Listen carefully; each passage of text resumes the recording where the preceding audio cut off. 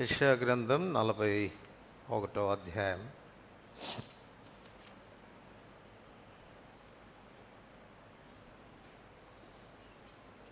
పదిహేను వచనం అందరం కలిసి చదువుకుంటాం. యెషయా గ్రంథం 41వ అధ్యాయం 15 వచనం. కక్కులు పెట్టబడి పదును గల క్రొత్తదైన నూర్పిడి మ్రానుగా నిన్ను నియమించి ఉన్నాను. నీవు పర్వతంలో నూర్చుదు, వాటిని పొడి చేయుదువు, కొండలను పొట్టు వలె చేయుదువు. అలాగే 41వ అధ్యాయం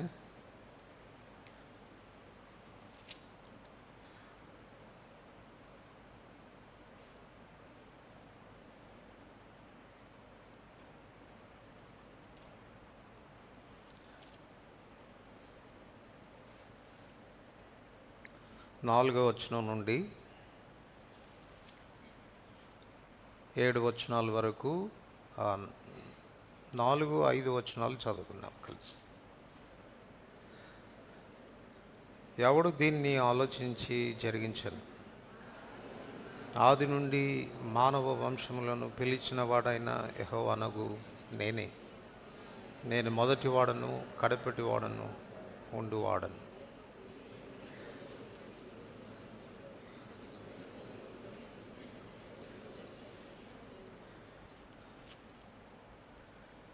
అలాగనే 2వ వచనం కలిసి చదువుకుంటాం. తన ప్రవర్తన అంతటిలో నీతిని జరిగించువాన్ని తూర్పు నుండి రేపి పిలిచిన వాడెవడు? ఆయన అతనికి జనములను అప్పగించుచున్నాడు, రాజులను లోపరుచుచున్నాడు. ధూళి వలె వారిని అతని ఖడ్గమునకు అప్పగించున్నాడు, ఎగిరిపోవు పొట్టు వలె అతని వింటికి వారిని అప్పగించుచున్నాడు. ప్రార్థన చేసుకుంటారు. ప్రేమ కలిగిన పరలోకపు తండ్రి, యేసుప్రభువారి శ్రేష్టమైన పరిశుద్ధమైన నామమున మీ పాదములు చెంచేరి మనములు చెల్లిస్తూ ఉంటున్నాను. చదువుకున్న లేఖన భాగాలు తిరిగి మీ చేతిలో పెట్టుకుంటుండగా మీరే విరిచి ఆశీర్వదించి మాకు వడ్డించండి. ధర్మశాస్త్రంలోని ఆశ్చర్యకరమైన సంగతులు చూచినట్లు మా కనులు తెరవండి. నేను కేవలం నిష్ప్రయోజకమైన దాసుడను, బలహీనుడను, హద్దుబాట్లు కలిగిన వాడను. మీరు బలపరిస్తే కానీ నేనేమి చెప్పచాలని నా నిస్సహాయ స్థితిని తెలియచేసుకుంటూ మీ పైన ఆధారపడుతూ ఉంటుండగా కృప చూపించుము, సహాయపడము. చేరి వచ్చిన నాతో మాతో మాట్లాడుతురము. మా ఆత్మీయ స్థితిగతులు ఎరిగిన దేవ, మా అక్కర కొలది మీ వాక్యాన్ని మాకు పంచిపెట్టుము. అట్లు మీ సన్నిధిని మేము బహు సమీపంగా అనుభవించినట్లు కృప చూపు. యేసు ప్రభు నామమున వందనములతో ప్రార్థిస్తున్నాం తండ్రి, ఆమేన్. ఈ సంవత్సరం కొరగా బెర్షెబా సంఘానికి దేవుడు అనుగ్రహించిన ఈ శుభ వాగ్దానాన్ని బట్టి ప్రభుకి ఎంతో వందనస్తులం. కక్కులు పెట్టబడి పదును గల క్రొత్తదైన నూర్పిడి మ్రానుగా నిన్ను నియమించి ఉన్నాను. నీవు పర్వతములు నూర్చుదువు, వాటిని పొడి చేయుదువు, కొండలను పొట్టు వలె చేయుదువు. ఇశ్రాయేలీయుల యొక్క పాపమును బట్టి, దేవునికి విరోధంగా వారు చేసిన తిరుగుబాటును బట్టి 70 సంవత్సరాల చెరలోనికి దేవుడు వారిని పంపిన తర్వాత దేవుడు వారి పితరులతో, అనగా అబ్రహాం, ఇస్సాకు, యాకోబులతో తాను చేసిన నిబంధనను జ్ఞాపకం చేసుకొని వారిని చెర నుండి విడిపించి వారి స్వాస్థ్య భాగమైన యెరూషలేమునకు తీసుకుని వచ్చి వారి ద్వారా తాను ఉద్దేశించిన ఉద్దేశాలు పరిపూర్ణంగా నెరవేర్చుకోవాలని ప్రభు కోరుతూ వచ్చినాడు. కేవలం ఇశ్రాయేలీయులు చెర నుండి విడిపించబడటం మాత్రమే కాదు, విడిపించబడి యెరూషలేమునకు చేరుకున్న ప్రజలతో దేవుడు తన నిత్య ఉద్దేశములు, తన సంకల్పాలు నెరవేర్చుకోవాలని ఆయన కోరాడు. అందుకొరకు దేవుడు తన ఉద్దేశాలు తాను నెరవేర్చువాడైనప్పటికీ కూడా ఆయనకు సాధనాలు అవసరం, ఆయన చేతిలో ఉపయోగపడేటువంటి వ్యక్తులు అవసరం. సో ఈ భాగంలో మనం గమనించి చూసినట్లయితే దేవుడు తన ఉద్దేశముల యొక్క నెరవేర్పు కొరకు ఒక 3 దాసులను తన కొరకు ప్రభు ఏర్పరచుకుంటూ వచ్చినట్లుగా మనం చూడవచ్చు. అందులో మొదటి దాసుడు ఎవరు అంటే యెషయా 41:1 నుండి 7 వచనాల వరకు మనం గమనిస్తే కోరేషును గూర్చి ఆ మాట రాయబడినట్లుగా మనం చూస్తాం. 2వ వచనంలో తన ప్రవర్తన అంతటిలో నీతిని జరిగించువాన్ని తూర్పు నుండి రేపి పిలిచిన వాడెవడు? తన నీతిని జరిగించేదానికి తూర్పు నుండి రేపి పిలిచిన వాడెవడు? అదే యెషయా గ్రంథం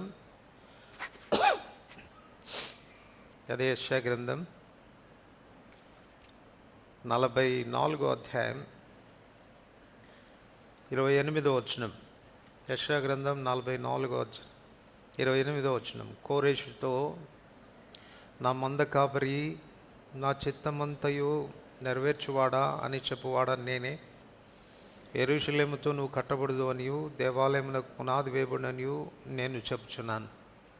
సో ఆయన రేపి ఆయన ఉద్దేశాల కొరకు పిలుచుకున్న వాడెవడు అనంటే ఈ కోరేషు రాజు. కోరేషు రాజును దేవుడు తన సేవకుడుగా, తన దాసుడుగా ప్రభు పిలుస్తున్నట్లుగా మనం చూడవచ్చు.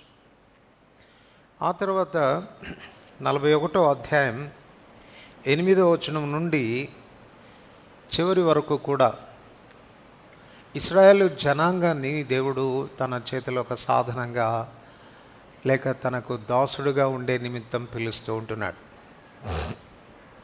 దేవుని ఉద్దేశాల యొక్క నెరవేర్పు కొరకు మొదట కోరేషును పిలిచాడు, రెండవది ఇశ్రాయేలు జనాంగాన్ని పిలిచాడు. ఆ ఇశ్రాయేలు జనాంగాన్ని పిలిచినప్పుడు వారికి ఇస్తున్న వాగ్దానం ఇది. 14-15 వచనంలో, పురుగు వంటి యాకోబు, స్వల్ప జనమగు ఇశ్రాయేలు భయపడకుడి, కక్కులు పెట్టబడి పదును గల క్రొత్తదైన నురుపిడి మ్రావునుగా నిన్ను నియమించి ఉన్నాను. సో దేవుని ఉద్దేశాల యొక్క నెరవేర్పు కొరకు రెండవదిగా తన చేతిలో ఒక దాసుడిగా ఉండు నిమిత్తం ఇశ్రాయేలు జనాంగాన్ని ప్రభు పిలుస్తున్నట్లుగా చూడవచ్చు. అందుకే చూడండి, 43వ అధ్యాయం 1వ వచనంలో మనం చదువుతాం. అయితే యాకోబు, నిన్ను సృజించిన వాడు యెహోవా, ఇశ్రాయేలు నిన్ను నిర్మించిన వాడు ఇలాగ సెలవిచ్చున్నాడు, నేను నిన్ను విమోచించున్నాను, భయపడకుము, పేరు పెట్టి నిన్ను పిలిచి ఉన్నాను.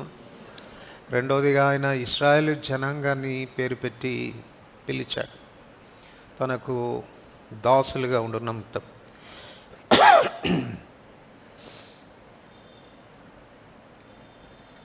9-10 వచనాలు అదే మనం చదువుతాం. బూదిగంతం నుండి నేను పట్టుకొని దాని కొనల నుండి పిలుచుకొనిన వాడా, నీవు నా దాసుడవనియు నేను నిన్ను ఉపేక్షింపక ఏర్పరచుకుంటున్నానియు నేను నీతో చెప్పి ఉన్నాను, నీకు తోడై ఉన్నాను. సో రెండవదిగా మనం గమనిస్తే ఆయన చేతిలో ఆయన ఉద్దేశముల యొక్క నెరవేర్పు కొరకు వాడబడేటువంటి సాధనము లేక దాసుడు ఇశ్రాయేలు జనాంగం. మూడవది యెషయా గ్రంథం 42వ అధ్యాయం. యెషయా గ్రంథం 42వ అధ్యాయం అంతా కూడా మనం చదివితే ఇందులో మెస్సయ్యను తన దాసునిగా ప్రభు పిలుస్తున్నట్లుగా మనం చూడవచ్చు. మొదటి వచనంలోనే ఉంది, ఇదిగో నేను ఆదుకొను నా సేవకుడు, నేను ఏర్పరచుకున్నవాడు, నా ప్రాణమునకు ప్రియుడు, అతని యందు నా ఆత్మను ఉంచి ఉన్నాను, అతడు అన్ని జనులకు న్యాయము కనపరచు. సో ఈ అధ్యాయం అంతట్లో మెస్సియా ఎట్లు తాను భూమి మీదకి వచ్చి తండ్రి యొక్క ఉద్దేశముల యొక్క నెరవేర్పు కొరకు ఆయన చేతిలో ఒక సాధనంగా తన ఎలా వినియోగించబడతాడు అన్నటువంటి విషయాలు మనం ఇక్కడ చూడవచ్చు. సో దీన్ని బట్టి మనం నేర్చుకునే మొదటి పాఠం ఏంటి అనంటే, దేవుని ఉద్దేశములు నెరవేర్చు సామర్థ్యం కలిగిన దేవుడైనప్పటికీ కూడా ఆయన చేతిలో వాడబడేటువంటి సాధనాలు లేకపోతే ఆయన ఏమీ చేయలేడు.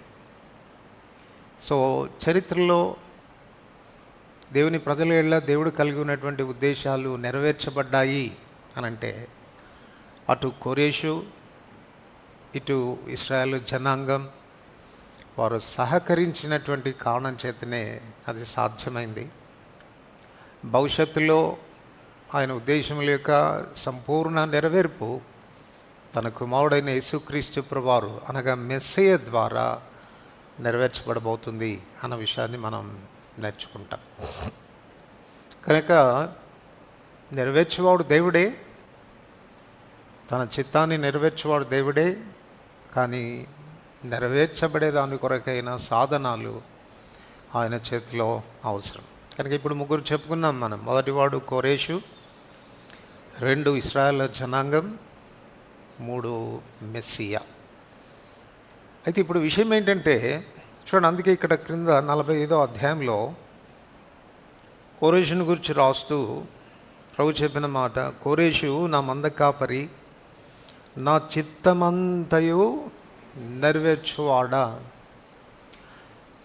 కోరేషుకు బహుశా తాను ఈ కార్యాలు జరిగిస్తూ వచ్చినప్పుడు, ఇశ్రాయేలు ప్రజల్ని విమోచించినప్పుడు, వారికి స్వాతంత్రం ఇచ్చినప్పుడు, వారు యెరూషలేమునకు వెళ్ళి దేవుని మందిరం కట్టబడే విషయంలో దోహదపడుతూ వచ్చినప్పుడు, వారి అవసరతలు తీరుస్తూ వచ్చినప్పుడు, బహుశా కోరేషు ఇదంతా కూడా దేవుని వలన జరుగుతుంది అన్నటువంటి విషయాన్ని బహుశా సంపూర్ణంగా ఎరిగి ఉండకపోవచ్చు.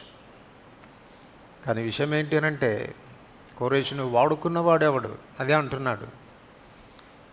రేపినవాడెవడు, వాడిని పిలిచినవాడెవడు, నా చిత్తమంతా కూడా తన ద్వారా నెరవేర్చుకునేటువంటి వాడిని నేనే అన్న విషయాలు ప్రభు వ్యక్తపరుస్తున్నట్లుగా మనం చూడవచ్చు.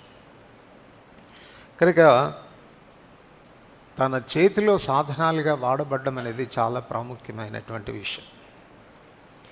ఎలాగ కోరేషుని దేవుడు వాడుకున్నాడు, అలాగే ఇశ్రాయేలు జనాంగాన్ని కూడా ప్రభువు వాడుకుంటూ వచ్చినాడు తన ఉద్దేశం లేక నెరవేర్పు కొరకు. సో వీటిని బట్టి మనం మొదటిగా అర్థం చేసుకునే విషయం ఏంటంటే, ఈనాడు కూడా దేవుని యొక్క నిత్య ఉద్దేశములు నెరవేర్చబడాలి అని అంటే నీవు నేను ఆయన చేతిలో ఒక సాధనంగా వాడబడాలి. వాస్తవానికి ఆయన ఉద్దేశంలో నెరవేర్పు కొరకు పనికొచ్చే అంత సామర్థ్యం కలిగిన వారమా మనం అనంటే కానే కాదు. అందుకే యాకోబుతో చెబుతున్నాడు, పురుగు వంటి యాకోబు, స్వల్ప జనమగు ఇశ్రాయేలు. నాకు తెలుసు మీ సామర్థ్యం ఏంటో, మీకు ఎంత బలం ఉందో నాకు తెలుసు, మీ శక్తి ఏంటో నేను ఎరుగుదును. వాస్తవంగా మీకు చేత కాదు, కానీ ఒకవేళ నా చేతిలోనికి రాగలిగితే, చూడండి, ఏ సాధనమైనా ఏ వస్తువైనా అది ఉపయోగకరంగా వాడబడాలంటే దాన్ని వినియోగించే వ్యక్తి యొక్క చేతిలోనికి అది రావాలి. వినియోగించే వ్యక్తి యొక్క ఆధీనంలో అది ఉండాలి. తాను ఎలా దాన్ని వినియోగించాలి అని కోరుతాడో అలా వినియోగించబడ్డానికి అది ఈల్డ్ కావాలి, లోపరుచుకోవాలి. అప్పుడు దాని ద్వారా దేవుడు కార్యాలు జరిగించగలుగుతాడు. దీన్ని బట్టి మనం నేర్చుకోవాల్సిన పాఠం ఏంటి అంటే, నాకు సామర్థ్యం లేదనో, జ్ఞానం లేదనో, తలాంతులు లేవనో, నేనే పాటు వాడినో అన్న అభిప్రాయం ఎప్పుడు కూడా మనం కలిగి ఉండకూడదు. ఏ అనుమానం లేదు మనం ఏ పాటు వారని, ఏ అనుమానం లేదు మనం పురుగు లాంటి వారమే, స్వల్పజనమైనటువంటి వారమే. కానీ నీ బలము, నీ శక్తి, నీ ద్వారా దేవుడు చేసే గొప్ప కార్యాలు ఎంత నువ్వు ఆయన చేతిలోనికి వస్తావు, ఎంత ఆయన అధీనంలోనికి నీ జీవితాన్ని తెచ్చుకుంటావు అనే దాని మీద ఆధారపడు. దేవుని సంకల్పాలు, దేవుని చిత్తము, దేవుని ఉద్దేశాలు అని చెప్తున్నప్పుడు ఈ చెరలో నుండి విడుదల పొందుతున్న ఇశ్రాయేలు విషయంలో అసలు దేవుని చిత్తం ఏంటి, ఏమి ఆయన ఉద్దేశాలు కలిగి ఉన్నాడు, ఆ ఉద్దేశాలు నెరవేర్చుకునే విషయంలో ఎందుకు ఆయన దాసులను వెతుక్కుంటూ ఉన్నాడు. కనుక మొట్టమొదటిగా ఆయన ఉద్దేశాలు మనం ఎరగవలసినటువంటి వారంగా ఉన్నాం. సో ఈ దాసులను గురించి మనం ధ్యానం చేసేదానికి పూర్వం మొట్టమొదటిగా మన ఎడల దేవుడు కలిగి ఉన్నటువంటి ఉద్దేశాలను గురించి మనం ఎరగాల్సినటువంటి అవసరత ఎంతో ఉంది. చాలామంది విశ్వాసుల జీవితాలు ఒక క్రమమైన పద్ధతిలో ఉండకపోవడానికి, దేవుడు ఆశించినటువంటి విధానంలో వారి జీవితాలు ఉండకపోవడానికి కారణం ఏంటి అని ఆలోచిస్తే, అసలు వారి విషయంలో దేవుడు ఏం ఉద్దేశిస్తున్నాడన్న ఉద్దేశాలు ఎరగకపోవటం. సరే, నీ విషయంలో దేవుడు ఏ ఉద్దేశం కలిగి ఉన్నాడన్న సంగతే నీకు తెలియనప్పుడు ఎలా ఆ ఉద్దేశంలోనికి నువ్వు రాగలవు? ఆ ఉద్దేశానుసారంగా ఎలా నువ్వు జీవించగలవు? అందుచేత ఆయన ఉద్దేశాలు ఎరుగుట చాలా ప్రాముఖ్యమైనటువంటిది. కనీసం మనం ఈ వాక్య భాగాల్ని, ఈ సందర్భాన్ని అనుసరించి మనం ఆలోచన చేస్తే కనీసం ఒక 5 ఉద్దేశాలు చెర నుండి విడిపించబడిన తన భక్తుల ద్వారా దేవుడు నెరవేర్చుకోవాలని కోరుతూ వచ్చినాడు. మొదటి విషయం ఏంటి చూడండి, ఇర్మియా గ్రంథం 29వ అధ్యాయం. ఇర్మియా గ్రంథం 29వ అధ్యాయం 10వ వచనం. ఇర్మియా గ్రంథం 29వ అధ్యాయం 10వ వచనం. యెహోవా ఈ ఆజ్ఞ ఇచ్చుచున్నాడు, బబులోను రాజ్యమునకు 70 సంవత్సరములు గడిచిన తర్వాత మిమ్మును గూర్చి నేను పలికిన శుభవార్త నెరవేర్చి ఈ స్థలమునకు మిమ్మును తిరిగి రప్పించినట్లు నేను మిమ్మును దర్శింతును.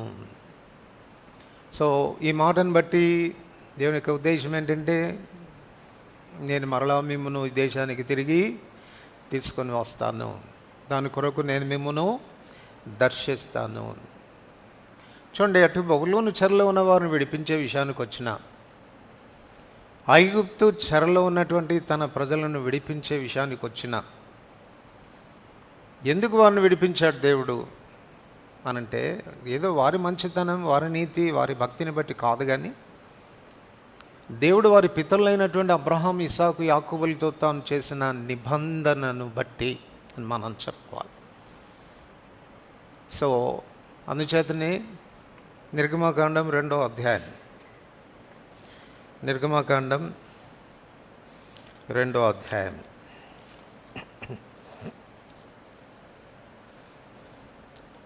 23, 24, 25 వచనాలు కలిసి చదువుకుంటాను. అలాగుననే అనేక దినములు జరిగిన మీదట ఐగుప్తురాజు చనిపోయాను. ఇశ్రాయేలు తాము చేయించిన వెట్టి పనులను బట్టి నిట్టూర్పులు విడిచు మొరపెట్టుచుండగా తమ వెట్టి పనులను బట్టి వారు పెట్టిన మొర దేవుని యొద్దకు చేరను. కాగా దేవుడు వారి మూలుగును విని అబ్రహాము, ఇస్సాకు, యాకోబులతో తాను చేసిన నిబంధనను జ్ఞాపకం చేసుకో. దేవుడు ఇశ్రాయేలును చూచడు, దేవుడు వారి యందు లక్ష్యముంచెను. సో ఎందుకు దేవుడు వారిని విడిపించాలని కోరుతున్నాడు అంటే, ఏదో వారి మంచిదనాన్ని బట్టి కాదు. వారు పశ్చాత్తాపడుతున్నారు, ఏ అనుమానం లేదు. కానీ పశ్చాత్తాపడుతున్న ప్రజల విషయంలో దేవుడు వారిని చూడటానికి, వారి యందు లక్ష్యం ఉంచడానికి, వారిని విడిపించడానికి కారణం అబ్రహాం, ఇస్సాకు, యాకోబులతో తాను చేసిన నిబంధనను జ్ఞాపకం చేసుకో. సో నిబంధనను నెరవేర్చేటువంటి విషయంలో మన ప్రభు నమ్మదగిన వాడు, ఈ సో ఫెయిత్ఫుల్ అన్నటువంటి విషయాన్ని మనం గుర్తించాల్సి ఉంది. సో మొదటి పర్పస్, మొదటి ఉద్దేశం, చెరలోనున్న ఇశ్రాయేలు ప్రజల్ని విడిపించడంలో దేవుని ఉద్దేశం ఏంటంటే, నిబంధన నుండి వైదొలిగిన తన ప్రజలను మరలా నిబంధనలోనికి తీసుకొని రావడానికి. అది మొదటి ఉద్దేశం చెప్పాలి. రెండో విషయం ఏంటి అనంటే, సామెతల గ్రంథం 21వ అధ్యాయం మొదటి వచనం. సామెతల గ్రంథం 21వ అధ్యాయం మొదటి వచనం చదవండి.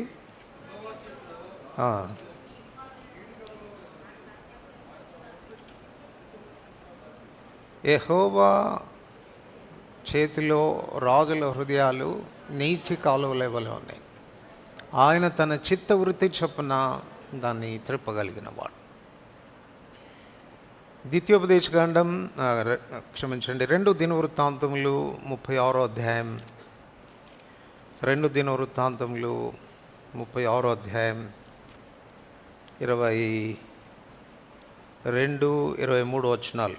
కలిసి చదువుకుంటాం. పారసీక దేశపు రాజు అయిన కోరేషు ఏలుబడియందు మొదటి సంవత్సరమున ఇర్మియా ద్వారా పలుకబడిన తన వాక్యమును నెరవేర్చుటకై యెహోవా పారసీక దేశపు రాజు అయిన కోరేషు మనసును ప్రేరేపింపగా అతడు తన రాజ్యమంతను చాటించి వ్రాత మూలంగా ఇట్లు ప్రకటన చేయించను. పారసీక దేశపు రాజు అయిన కోరేషు ఆజ్ఞాపించినదేమనగా, ఆకాశమందలి దేవుడైన యెహోవా లోకమందున సకల జనములను నావశం చేసి యూదా దేశమందున యెరూషలేములో తన మందిరమును కట్టించమని నాకు ఆజ్ఞ ఇచ్చి ఉన్నాడు. కావున మీలో ఎవరు ఆయన జనులైనారు వారు బయలుదేరవచ్చును, వారి దేవుడైన యెహోవా వారికి తోడుగా ఉండును. సో ఈ మాటలను బట్టి మనకేం అర్థమవుతుంది అని అంటే, టు డెమాన్స్ట్రేట్ హిస్ సావర్నిటీ, దేవుడు తన సార్వభౌమత్వాన్ని బయలుపరుస్తూ వచ్చినాడు. మొదటిగా నిబంధన నుండి వైదొలిగిన ప్రజలను తన నిబంధనలోనికి మళ్ళా రెస్టోర్ చేయాలి అనేది దేవుని ఉద్దేశం. రెండవది, ఈ ప్రక్రియలో God wants to demonstrate his sovereignty, తన సార్వభౌమత్వాన్ని ఆయన బయలుపరచాలని కోరాడు. తద్వారా మనం చదువుకున్న భాగంలో కోరేషు అప్పటికి సకల రాజ్యముల మీద అధిపతి అని, తాను ఎలా అధిపతి కాగలిగాడు అన్న విషయం తనే చెప్తున్నాడు. ఆ దేవుడే సకల రాజ్యాల్ని నావశం చేశాడు అని. అంటే సకల రాజ్యముల మీద తాను అధికారి అన్నటువంటి విషయాన్ని తాను బయలుపరచుకోవాలని కోరాడు. ఇక మూడో విషయానికి వస్తే, వారిని ఆ రీతిగా ప్రభు తీసుకొని రావడంలో ఉన్నటువంటి ఉద్దేశం ఏంటి అంటే, మూడవది మెస్సయ్య యొక్క రాక కొరకు ఆ ప్రజల్ని ప్రభు సిద్ధపరుచున్నట్లుగా. చూడండి, మీకా గ్రంథం 5వ అధ్యాయం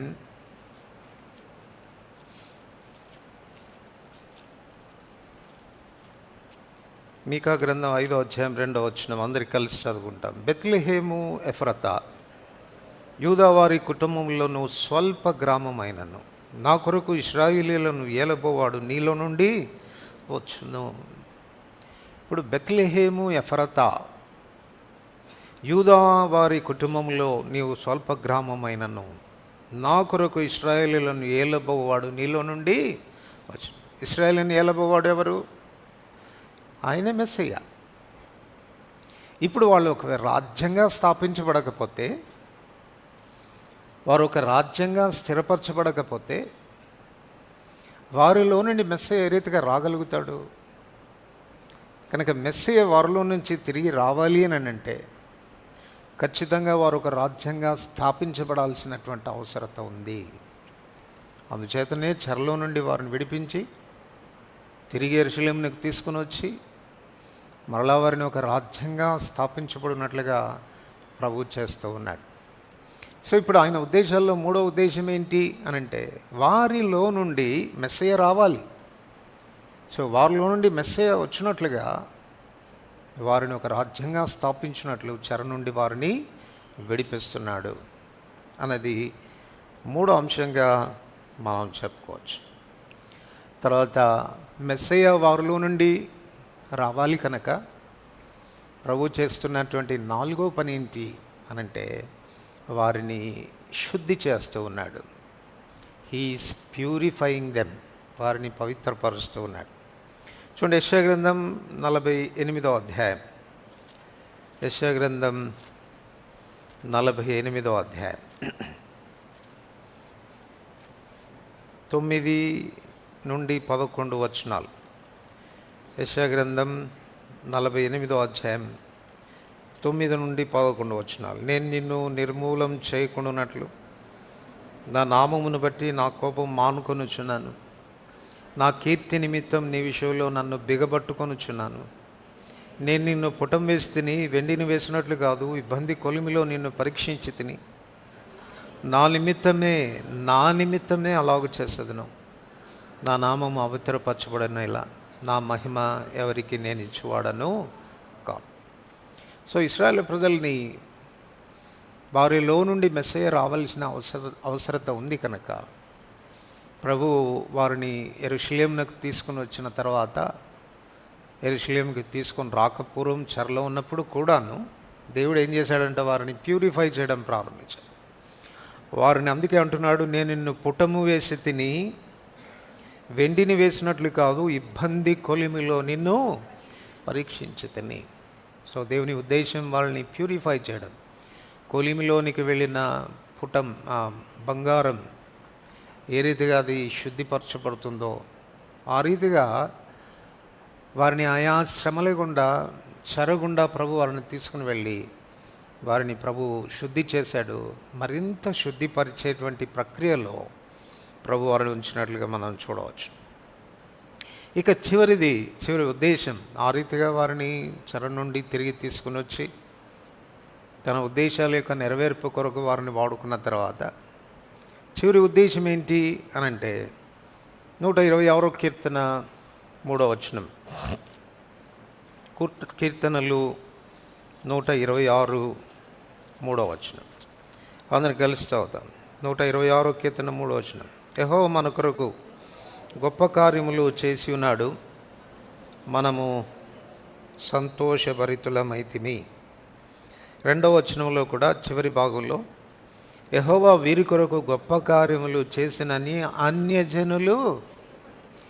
సో 5వదిగా ఏమని చెప్పాలంటే టు గ్లోరిఫై హిస్ నేమ్, ఆయన నామమునకు మహిమ తెచ్చుకొనున్నట్లు.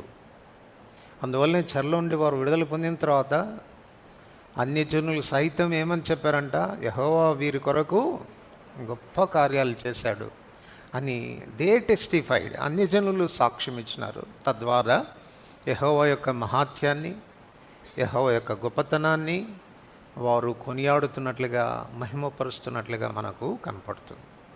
సో ఈ 5 అంతల ఉద్దేశం చెప్పండి. మొదటి ఉద్దేశం ఏంటి? నిబంధనల్లోనికి మరల వారిని తీసుకొని రావడం. 2వది తన సార్వభౌమత్వాన్ని వెల్లడిపరచడం. 3వది వారిని మెస్సయ్య రాక కొరకు ఒక జనాంగంగా వారిని సిద్ధపరచడం. 4వది వారిని శుద్ధిపరచటం. 5వది తన నామమునకు వారి ద్వారా మహిమ తెచ్చుకోవడం. సో ఈ 5 అంతల ఉద్దేశం కొరకు దేవుడు 3 దాసులను వాడుకుంటున్నాడు.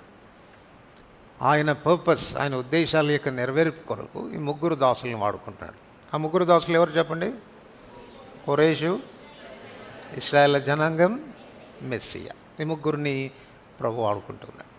సో ఇప్పుడు మరలా 3 దాసులను కూర్చున్న సంగతుల తర్వాత మనం ధ్యానం చేస్తాం.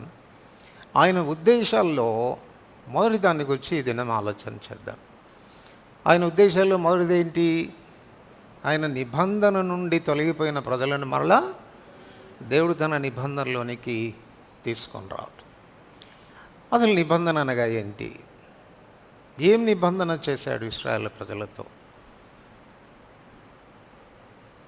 అన్నటువంటి విషయాన్ని గురించిన ఎరుక కూడా మనకు చాలా అవసరం. దీనికి మనం 2 ప్రాముఖ్యమైనటువంటి సంగతులు ఆలోచించాలి.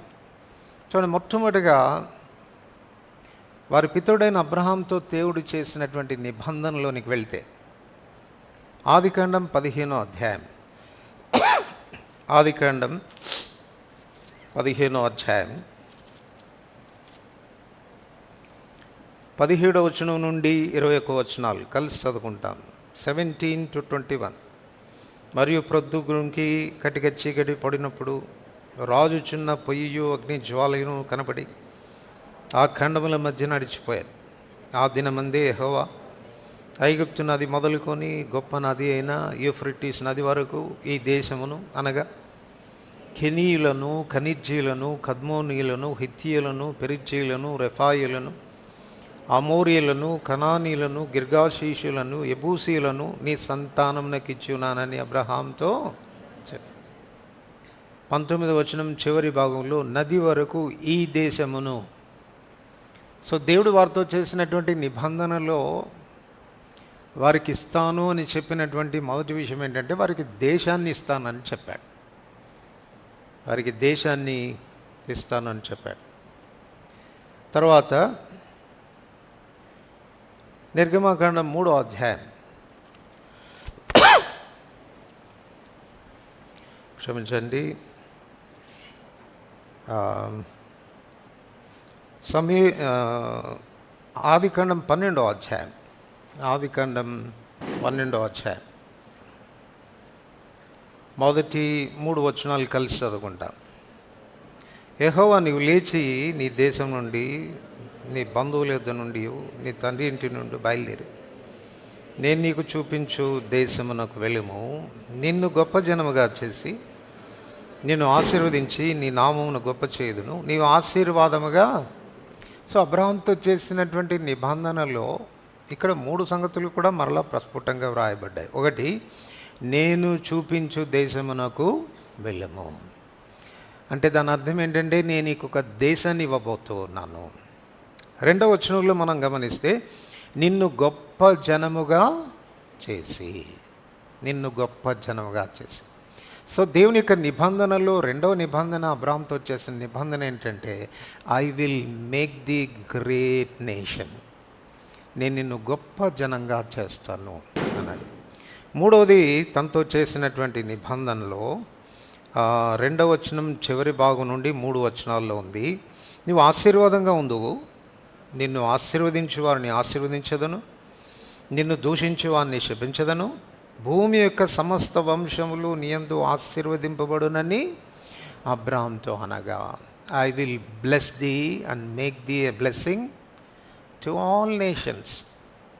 నిన్ను ఆశీర్వదిస్తాను, నేను అనేక వంశములకు ఆశీర్వాద కారణంగా చేస్తాను. ఈ అబ్రహాంతో దేవుడు చేసిన నిబంధన. అందుచేతనే వారు పాపం చేసి తప్పిపోయినప్పుడల్లా, చెరలోనికి పోయినప్పుడల్లా వారు ప్రార్థన చేయగానే, పశ్చాత్తాపడగానే దేవునికి ఏం జ్ఞాపకం వచ్చేది? దేవునికి ఏం జ్ఞాపకం వచ్చేది? ఆయన తన పితరులతో చేసిన నిబంధన. ఏం నిబంధన చేశాడు? దేశం ఇస్తానన్నాడు కదా, గొప్ప జనంగా చేస్తానన్నాడు కదా, ఆశీర్వదించి అనేకులకు ఆశీర్వాద కారణంగా చేస్తానన్నాడు కదా. ఈ మాటలు జ్ఞాపకం వచ్చాయి. మీకు తెలుసా, ఆదికాండం 15వ అధ్యాయంలో దేవుడు నిబంధన చేస్తూ వచ్చినప్పుడు అక్కడ మనం చదవచ్చు. చూడండి ఒకసారి, ఆదికాండం 15వ అధ్యాయం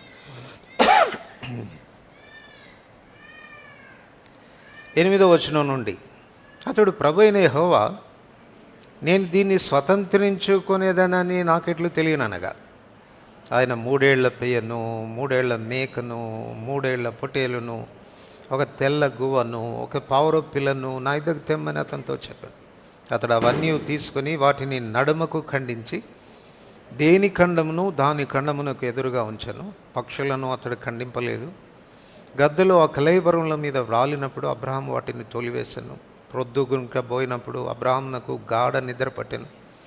భయంకరమైన కటిక చీకటి అతని కమ్మగా, అతడు నీ సంతతి వారు తమది కాని పరదేశం నివసించి ఆ దేశపు వారికి దాసులుగా ఉందరు. వారు 400 ఏండ్లు వీరిని శ్రమ పెట్టుదురు.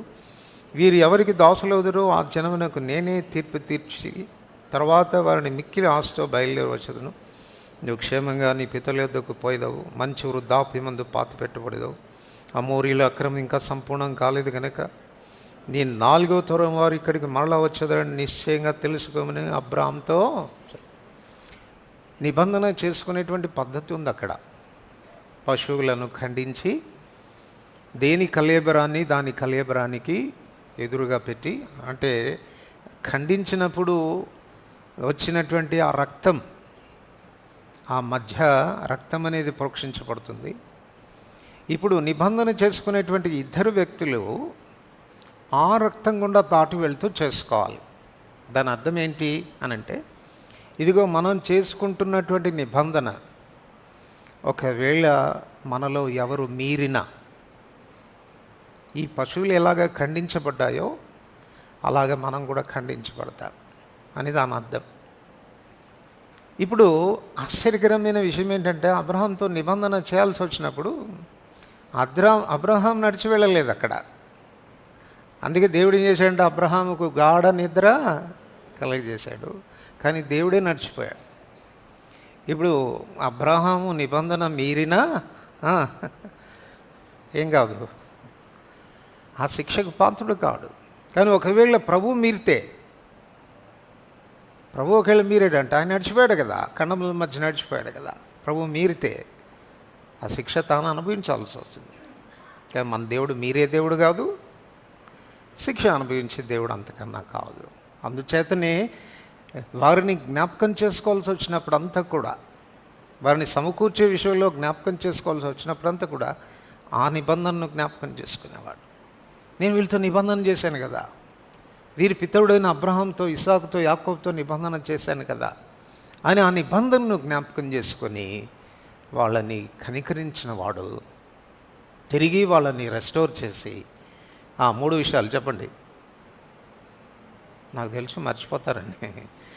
3 విషయాల్లో దేశమునిస్తాడు, గొప్ప జనంగా చేస్తాడు, వారిని ఆశీర్వదించే అనేకులకు. That is his first purpose. పాపం చేసి నిబంధనను తొలగిపోయారు, దేవుడు వారిని చెదరగొట్టాడు. చూడండి ద్వితీయోపదేశకాండం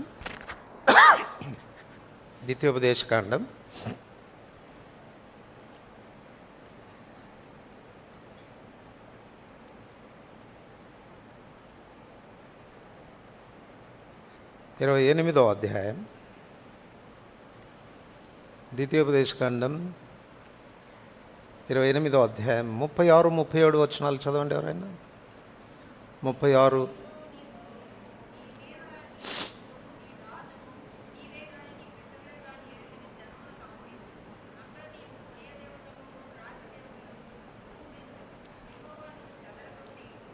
మనం చదువుతున్నప్పుడు మన కొరకే కాదు, అందరికీ వినపడేటట్టు చదవాలి. సరే, ఇప్పుడు అందరికీ కలిసి చదువుతాం.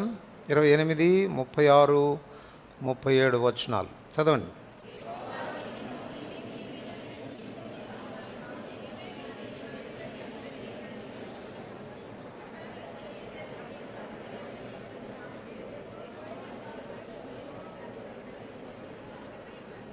సో పాపం చేస్తే దేవుడు వారిని ఆయా దేశాల్లో చెదరగొడతాను అని చెప్పాడు. ఆ రీతిగానే వారిని చెదరగొట్టాడు. ఇప్పుడు 30వ అధ్యాయం 3 నుంచి 5 వచనాలు.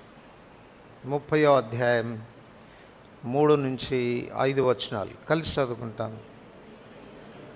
నీ దేవుడైన యెహోవా చెరలోని మిమ్మను తిరిగి రప్పించును.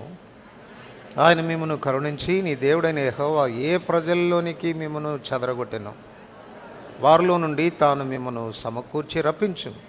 మీలో ఎవరైనా ఆకాశ దిగంతములకు వెళ్ళగొట్టబడినను అక్కడ నుండి నీ దేవుడైన యెహోవా రప్పించను. నీ పితరులకు స్వాధీనపరిచిన దేశమున నీ దేవుడైన యెహోవా నిన్ను చేర్చును. నువ్వు దాన్ని స్వాధీనపరచుకుందు. ఆయన నీకు మేలు చేసి నీ పితరుల కంటే నిన్ను విస్తరింపచేయడు.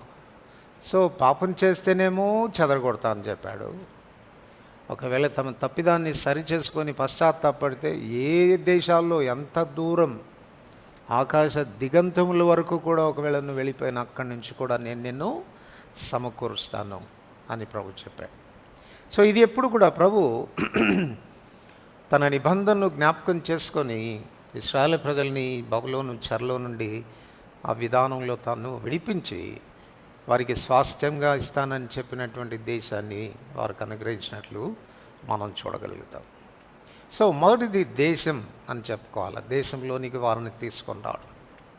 ఈ దేశంలోనికి వారిని తీసుకొని రావడము అని అంటే ఆ దేశము ఎటువంటిది, ఆ దేశంలో ఉన్న ప్రజలు ఎటువంటి ఆశీర్వాదాలు అనుభవిస్తారు.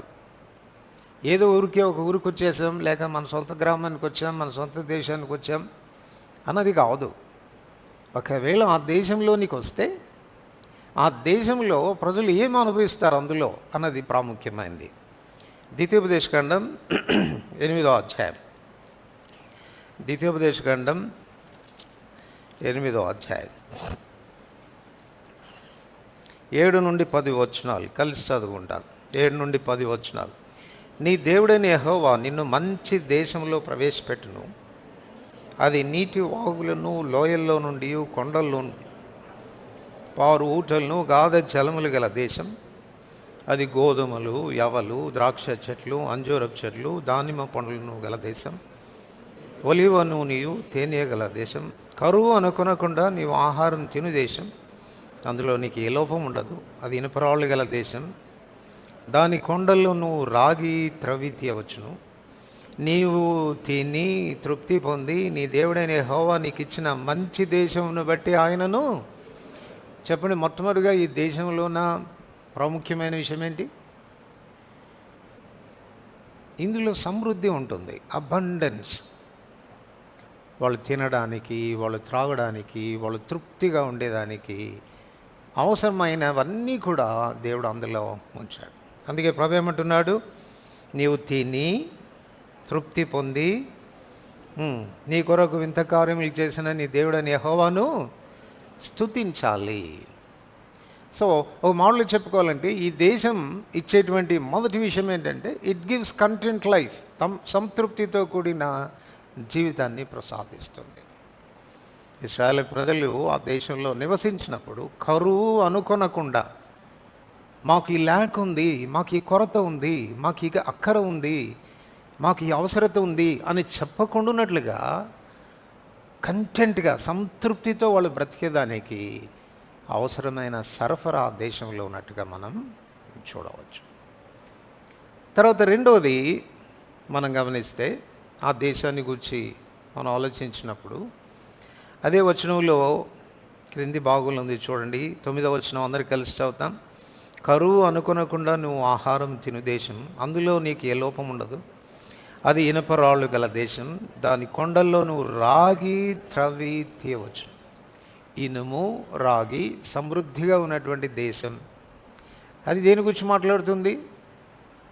సహజ వనరులు, వారి సంపదను గురించి మాట్లాడుతుంది. సో ఏ దేశంలో సహజ వనరులు ఉంటాయో ఆ దేశం అనేది ఆర్థికంగా బలపడుతుంది. దీన్ని బట్టి మనం ఏమని చెప్పుకోవచ్చు అంటే ఇది ఐశ్వర్యవంతమైన దేశం. ఒకవైపు సమృద్ధి సంతృప్తి, మరొక వైపు రిచెస్ ఐశ్వర్యం ఉన్నటువంటి దేశం.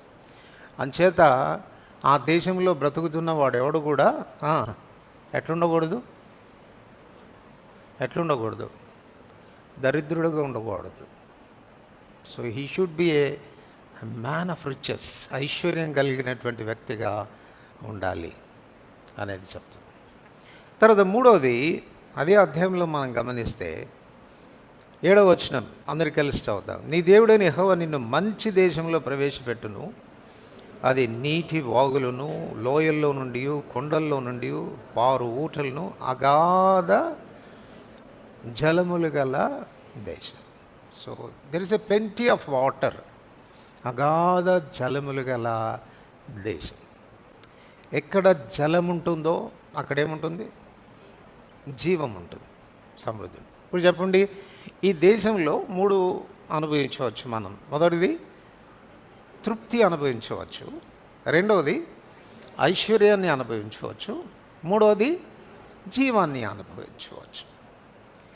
ఇప్పుడు ఆత్మీయమైన జీవితానికి ఇదే పరిస్థితిని ఒకవేళ మనం అన్వయించుకుంటే, ఉదయకాలం ప్రభుని ఆరాధించాం కదా, ఏమని? అంధకార అధికారంలో నుండి ఆయన మనల్ని విమోచించి తన కుమారుడి రాజ్య నివాసులుగా మనల్ని చేశాడు. అంటే ఇప్పుడు ఆ రాజ్యం నుండి ఈ రాజ్యంలోని తీసుకొచ్చాడు. బబులోను రాజ్యం నుండి యెరూషలేమునకు వారు నడిపించినట్లుగా అంధకార రాజ్యంలో నుండి దేవుడు మనల్ని తన కుమారుని రాజ్య నివాసులుగా చేశాడు. ఆ రాజ్యమే ఆ దేశం. ఆ దేశమే అబ్రహాం, ఇస్సాకు, యాకోబులతో చేసిన నిబంధనలో ఉన్న దేశం. ఈ దేశంలోనికి తీసుకొస్తాను. బహుశా మీ అపరాధాలను బట్టి మీరు చెదిరిపోయినప్పటికీ కూడా నేను మళ్ళీ మిమ్మల్ని రెస్టోర్ చేస్తాను, ఆ దేశాన్ని మీరు అనుభవించినట్టుగా చేస్తానని నిబంధన చేశాడే. ఇప్పుడు ఆ దేశంలోనికి వారు వచ్చినట్లుగా ఇప్పుడు మనం ప్రశ్న వేసుకోవాల్సిన విషయం ఏంటంటే, ఏ అనుమానం లేదు, పాప విముక్తుడవయ్యావు, అంధకార రాజ్యంలోంచి విడుదల పొందావు, స్వతంత్రుడవయ్యావు. ఈ దేశంలోనికి వచ్చావా? దేవుని యొక్క పర్పస్ ఏంటి? నిన్ను నిబంధనలోనికి తీసుకొని రావటమే కదా. ఆయన నిబంధనలో మొదటి భాగం ఏంటి? ఆ దేశంలోనికి నిన్ను ప్రవేశింపచేయటం కదా.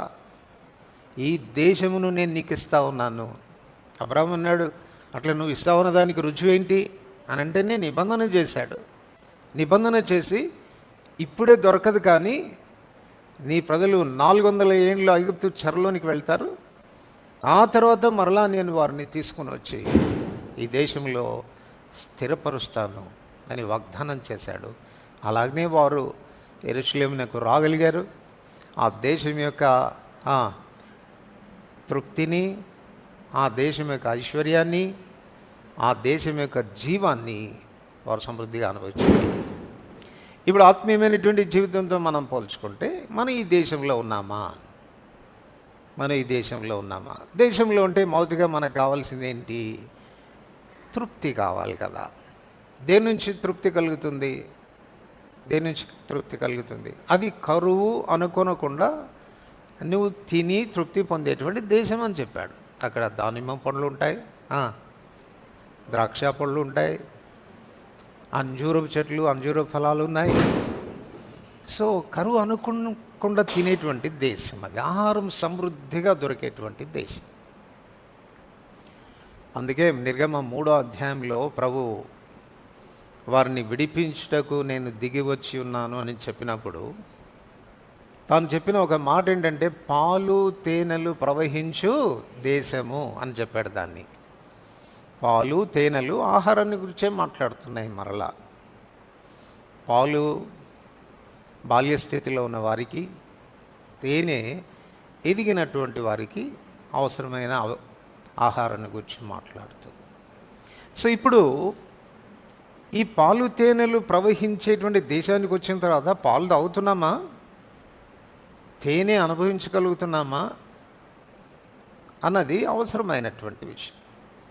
చాలా పర్యాలు మన జీవితంలో అట్టి పోషణ జరగడం లేదు, అట్టి సంతృప్తి మనకు కలగడం లేదు అన్నదానికి కారణం ఏంటంటే, దేశంలో ఉన్నావు కానీ తినడం లేదు, దేశంలో ఉన్నావు కానీ అనుభవించడం లేదు. ఏమి ప్రయోజనం చెర నుండి విడిపించబడి యెరూషలేముకి రావడం ద్వారా? ఏమి ప్రయోజనం దాస్యం నుండి విడిపించబడి ఈ దేశంలోనికి నువ్వు రావడం ద్వారా?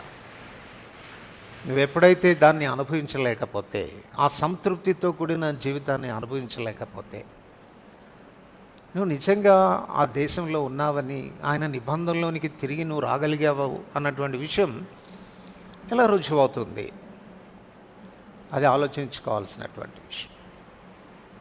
అందుచేతనే రక్షించబడినటువంటి ఏ విశ్వాస అయినా, పాప విముక్తుడైనటువంటి ఏ విశ్వాస అయినా అసంతృప్తితో కూడిన జీవితం జీవించడానికి వీలు లేదు. మరి ఈ దేశాన్ని ఏ దేశంగా చెప్పుకోవాలి అని అంటే, చూడండి, యోహాను సువార్త 6వ అధ్యాయం. యోహాను సువార్త 6వ అధ్యాయం 35వ వచనం. యోహాను సువార్త 6వ అధ్యాయం 35వ వచనం. 34, 35 చదువుదాం. వారు, ప్రభువా, ఈ ఆహారం ఎల్లప్పుడూ మాకు అనుగ్రహించి మరి అందుకు యేసు వారితో ఇట్లా, నేను జీవాహారం నేనే, నా యుద్ధకు వచ్చేవాడు ఏమాత్రం ఆకలి కొనడు, నా యందు విశ్వాసం ఉంచేవాడు ఎప్పుడునూ ఆకలి కొనడు, దప్పికొనడు. అంటే అర్థం ఏంటి చెప్పండి? ఇట్స్ ఏ కంటెంట్ లైఫ్ అని కదా, సంతృప్తితో కూడిన జీవితం అని కదా. ఇప్పుడు ప్రభు అంటున్నాడు, వీళ్ళు అడుగుతున్నారు, ప్రభా ఆహారం మాకు ఎప్పుడు అనుగ్రహించయ్యా అంటే ఆయన చెప్తున్నాడు, జీవాహారము నేను. ఇప్పుడు చెప్పండి, మనం కంటెంట్ లైఫ్ అనేది ఎప్పుడు వస్తుంది? మనకు ఎప్పుడు వస్తుంది? ఆయనే జీవాహారం అయితే ఏం చేయాలి? ఆయనను భుజించి ఆయనను పానం చేయాలి. ఆయనే మనకు ఆహారంగాను, ఆయనే మనకు పానీయంగా ఉండాలి. మరి దేశంలోనికి వచ్చావు, ఎందుకు నీ జీవితం అసంతృప్తి? కంటెంట్ ఎందుకు ఉండడం లేదు నీకు? సంతృప్తితో కూడిన జీవితం లేకపోవడానికి కారణం ఏంటి అని అంటే, దేశంలో సమృద్ధిగానే ఉంది, అది కరువు అనుకొనకుండా తృప్తిగా భుజించేదానికి అవసరమైన సరఫరా ఉన్న దేశం అది. మీరు చెప్పండి, యేసుప్రభువులు ఏం తక్కువ ఉంది? యేసుప్రభు దగ్గరికి వెళితే నేను 5,000 మందికి అయితే పెట్టగలను, మహా అంటే 6,000 మందికి పెట్టగలను అంటాడా? ఎంతమంది పోయినా ఆయన దగ్గర సమృద్ధి అయినటువంటి ఆహారం. కీర్తన గ్రంథకర్త రాస్తూ అంటాడు 104వ కీర్తనలో, ఆయన గుప్పిలి విప్పి ప్రతి జీవి కోరికను తృప్తిపరుస్తూ ఉన్నాడు. మన గుప్పిలు ఎన్ని పడతాయి? ఒకవేళ మన గుప్పిలు నిండా ఆహారాన్ని పట్టుకుంటే ఎంతమందిని పోషించవచ్చు? నీకు నీవే పోషణ సరిపోదు, నీ పోషణకే సరిపోదు. మన ప్రభు యొక్క హస్తం ఎంత గొప్పది అనంటే, ఆయన గుప్పిలి విప్పితే ప్రతి జీవి కోరికను తృప్తిపరచగలిగినవాడు. మరి ఆయన దగ్గరికి రాగలుగుతున్నామా? ఆయనే మనకు ఆహారంగా, ఆయననే మన పానీయంగా చేసుకొని జీవించగలుగుతున్నామా? మనుషుడు రొట్టె వలన మాత్రం కాదు కానీ దేవుని నోటి నుండి వచ్చు ప్రతి మాట వలన జీవిస్తాడు అని రాయబడి. కనుక ప్రతి దినము కూడా ఆయనను భుజించి ఆయనను పానం చేసే అవసరత ఉంది. ఒకవేళ దీని గురించి మనం ఒకవేళ సాధారణంగా అర్థం చేసుకోవాలి అని అంటే, ప్రతిరోజు దేవుని వాక్యాన్ని చదువుకొని ధ్యానం చేసే అలవాటు ఉండాలి. ఎంతమంది ఫాస్టింగ్ ఉన్నారు ఈరోజు? ఫాస్టింగ్ అంటే బ్రేక్ఫాస్ట్ చేయకుండా రావడం కాదు, బైబిల్ చదువుకోకుండా వచ్చిన వాళ్ళు ఎంతమంది ఉన్నారు? కొంతమంది పాపం ఒకరోజు చదవరు, 2 రోజులు చదవరు, వారం రోజులు చదవరు, నెల రోజులు కూడా చదవరు. I don't know how they live. ఎలా బ్రతుకుతున్నారో తెలియదు. మనుషుడు రొట్టె వలన మాత్రం కాదు కానీ దేవుని నోటి నుండి వచ్చే ప్రతి మాట వలన. Are you really delivered? నిజంగా విమోచించబడ్డావా? ఆయన నిబంధనలోనికి తిరిగి వచ్చావా? ఆయన నిబంధనలో దేవుడు నీకు చేసిన వాగ్దానం, మంచి దేశంలో నిన్ను ప్రవేశపెడతానన్నాడు కదా. ఆ దేశం కరువు అనుకొనకుండా తినేటువంటి దేశం అని చెప్పాడు కదా. Are you enjoying him? ఇదే 6వ అధ్యాయంలో, మీరు నన్ను తింటేనే కానీ, మీరు నన్ను త్రాగితేనే కానీ మీలో మీరు జీవం గలవారుగా ఉండలేరు అని చెప్తే, ఇది చాలా కఠినమైన మాట, ఇది ఎవడు వినగలడని చాలామంది వెళ్ళిపోయారంట. అప్పుడు ప్రభు తన శిష్యులతో చెప్పాడు, మీరు కూడా వెళ్ళిపోవాలని ఉన్నారా? ఏమన్నాడు పేతురు 68వ వచనంలో? ప్రభు, మేము ఎవని యొద్దకు వెళదాం? నీవే నిత్య జీవపు మాటలు కలవాడు. సో ప్రతి నిత్యం, ప్రతి దినము, ప్రతి మధ్యాహ్నం, ప్రతి రాత్రి ప్రభు మాటల చేత పోషించబడుతున్నావా? నీ అసంతృప్తితో కూడిన జీవితానికి కారణం ఆయనను తినకపోవటమే, ఆయనను త్రాగకపోవటమే, ఆయనను అనుభవించకపోవటమే అని చెప్పాలి. రెండవది, ఈ దేశంలోనికి వచ్చినటువంటి వ్యక్తి జీవితంలో కలిగేటువంటి రెండవ ఆశీర్వాదం ఏంటంటే, హీ విల్ బికమ్ రిచ్. ఒకప్పుడు దాస్యంలో ఉన్నప్పుడు దోచుకొనబడ్డారు, వెట్టి పనులు చేశారు, కష్టపడి కూడా ఏమి సాధించలేకపోయారు. సంపాదించుకుందామంటే వీలు లేకుండా పోయింది. ఇప్పుడు దేవుడు వారిని ఈ దేశంలో ప్రవేశపెట్టుట ద్వారా ఆ దేశపు వనరులను వినియోగించుకొని ఐశ్వర్యవంతులయ్యేదానికి ఆస్కారాన్ని దేవుడు కలగచేస్తాడు. మరి అది వాస్తవమైతే, ఇప్పుడు నువ్వు ఈ దేశంలోనికి వచ్చిన తర్వాత, యేసుక్రీస్తు ప్రభువులోనికి నువ్వు వచ్చిన తర్వాత నువ్వేం కావాలి చెప్పండి? ఏం కావాలి? ఐశ్వర్యవంతుడు కావాలి. ఎందుకు? కొలస్సీ 2:3 చూడకుండా చెప్పండి. కొలస్సీ 2:3, బుద్ధి జ్ఞానముల సర్వసంపదలు ఆయన ఎందే గుప్తములై ఉన్నాయి. బుద్ధి జ్ఞానముల సర్వసంపదలు ఆయన ఎందే గుప్తులేదు. ఒకవేళ మనం ఆయనలోనికి వస్తే ఆ సర్వసంపదలు నీవే కదా, ఆ ఐశ్వర్యం నీదే కదా. కాబట్టి ఇప్పుడు రెండవదిగా మనం వేసుకోవాల్సిన ప్రశ్న ఏంటంటే, ఆయన నిబంధనలోనికి వచ్చామా? ఆ దేశంలోనికి వచ్చావా? స్వతంత్రుడవయ్యావా? అట్లాగైతే నువ్వు దరిద్రుడిగా ఉండడానికి వీల్లేదే, నువ్వు ఐశ్వర్యవంతుడిగా ఉండాలి కదా. చాలాసార్లు ఆయన లోనికి వస్తాము, ఆయనతోనే ఉంటాము, ఆయనతోనే తిరుగుతాము, ఆయనతో సహవాసం చేస్తాము, ఆయన దరిద్రులుగా ఉంటాం. సందర్భంలో యేసుప్రభువు వారు అడిగాడు వాళ్ళని, ఏమన్నాడు? మీరే వారికి భోజనము పెట్టండి. మేము పెట్టడం అండి, మా దగ్గర ఏముంది? సన్యాసి రాసుకుంటే నీకు దగ్గర ఏమీ లేదు, నిన్నే కదా వెంబడిస్తున్నాం, నీతోనే కదా తిరుగుతున్నాం, మా దగ్గర ఏముంటుంది, మా దగ్గర కూడా ఏమీ లేదు. మీరే పెట్టాలి వారికి భోజనం. చాలాసార్లు ప్రభు ఈ ప్రశ్న మనల్ని అడుగుతున్నాడు, ఏముంది నీ దగ్గర? What you have? Are you able to supply? నువ్వు అనుభవించడం మాత్రమే కాదు, ఇతరుల అక్కర్లు తీర్చగలిగినటువంటి స్థితి నీకుందా? ఆ సమృద్ధి నీలో ఉందా? ఆ ఐశ్వర్యం నీలో ఉందా? నీ దగ్గరకు వచ్చే వాళ్ళకి ఏమన్నా పెట్టగలుగుతున్నావా? ఏమన్నా ఇవ్వగలుగుతున్నావా? ఎందుకు దరిద్రులుగా ఉంటున్నాం? ఒక్క మాటైనా ఒక పలుకైనా మనకు రాదే మన దగ్గరకు వచ్చిన వాళ్ళతో మాట్లాడడానికి. వారి ఇబ్బందుల్లో వారు మన దగ్గరకు వచ్చి వారి సమస్యలు చెప్పుకుంటున్నప్పుడు వారిని ఆదరించడానికి ఒక్క పలుకైనా నువ్వు పలకగలవా ధైర్యంగా? నువ్వు చెప్పిన మాటని బట్టి, అక్క అన్న నువ్వు చెప్పిన మాటను బట్టి నాకు ఎంత ధైర్యం వచ్చిందో, బ్రతుకు మీద మళ్ళీ నాకు ఆశ కలిగింది అని చెప్పగలరా? ఆ దేశంలోనికి వచ్చామన్న దానికి రుజువేంటి? దరిద్రులుగానే బ్రతుకుతున్నామా? ప్రభువులోనికి వచ్చిన మనం, యేసు క్రీస్తులోనికి వచ్చిన మనం, గుర్తుపెట్టుకో, ఆయన ఐశ్వర్యం అంతా మందే. ఎఫెసీ 1:3 చెప్పండి చూడకుండా. పరలోక విషయంలో ఆత్మ సంబంధమైన ప్రతి ఆశీర్వాదము ఆయన క్రీస్తు నందు మనకు అనుగ్రహించాడు. క్రీస్తు నందు మనకు అనుగ్రహించాడు.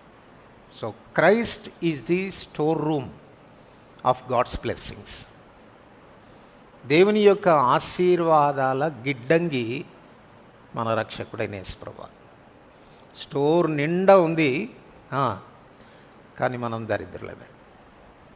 భక్సింగ్ గారు రాశాడు తన పుస్తకాల్లో ఒక ఉదాంతం. ఒక భిక్షగాడు ఓ చెట్టు క్రింద, ఊరు బయట ఉన్న చెట్టు క్రింద ఉండి గత 30 సంవత్సరాలుగా అడుక్కు తినేవాడట. ఒకరోజు వాడు చనిపోతే ఆ ఊరి ప్రజలు వాని మీద సానుభూతితో 30 సంవత్సరాల నుంచి ఇక్కడనే కదా వాడు కూర్చొని అడుక్కు తింటున్నాడు, పైగా ఊరికి వెలపలుంది కదా, సో ఇక్కడనే పాతి పెట్టేద్దామని చెప్పేసి అక్కడ వాడికి సమాధి త్రవ్వడం ప్రారంభిస్తే అందులో నుంచి ఒక లంకె బిందె బయటపడిందండి. దాని నిండా బంగారు నాణ్యాలు ఉన్నాయి. 30 సంవత్సరాలు ఎక్కడ కూర్చున్నాడు? లంకె బిందె మీదనే కూర్చున్నాడు, కానీ భిక్షగాడుగా బ్రతికాడు. మనం కూడా సీనియారిటీ చాలా. మనకి ఎప్పుడు రక్షించబడ్డావు? 30 కాదు సుమా, 40, 50, 70. ఏమి లాభం? దరిద్రుడుగా లేవా? ఆ బిందె మీదనే కూర్చున్నావు. ఐశ్వర్యవంతుడైన ప్రభులోనికి వచ్చావు, but you are not a rich person, you are a beggar. ఆత్మీయమైనటువంటి దృష్టిలో ఆత్మీయమైనటువంటి విషయాలకు వస్తే అలా ఉండాలని ప్రభు కోరుకోవడం లేదు.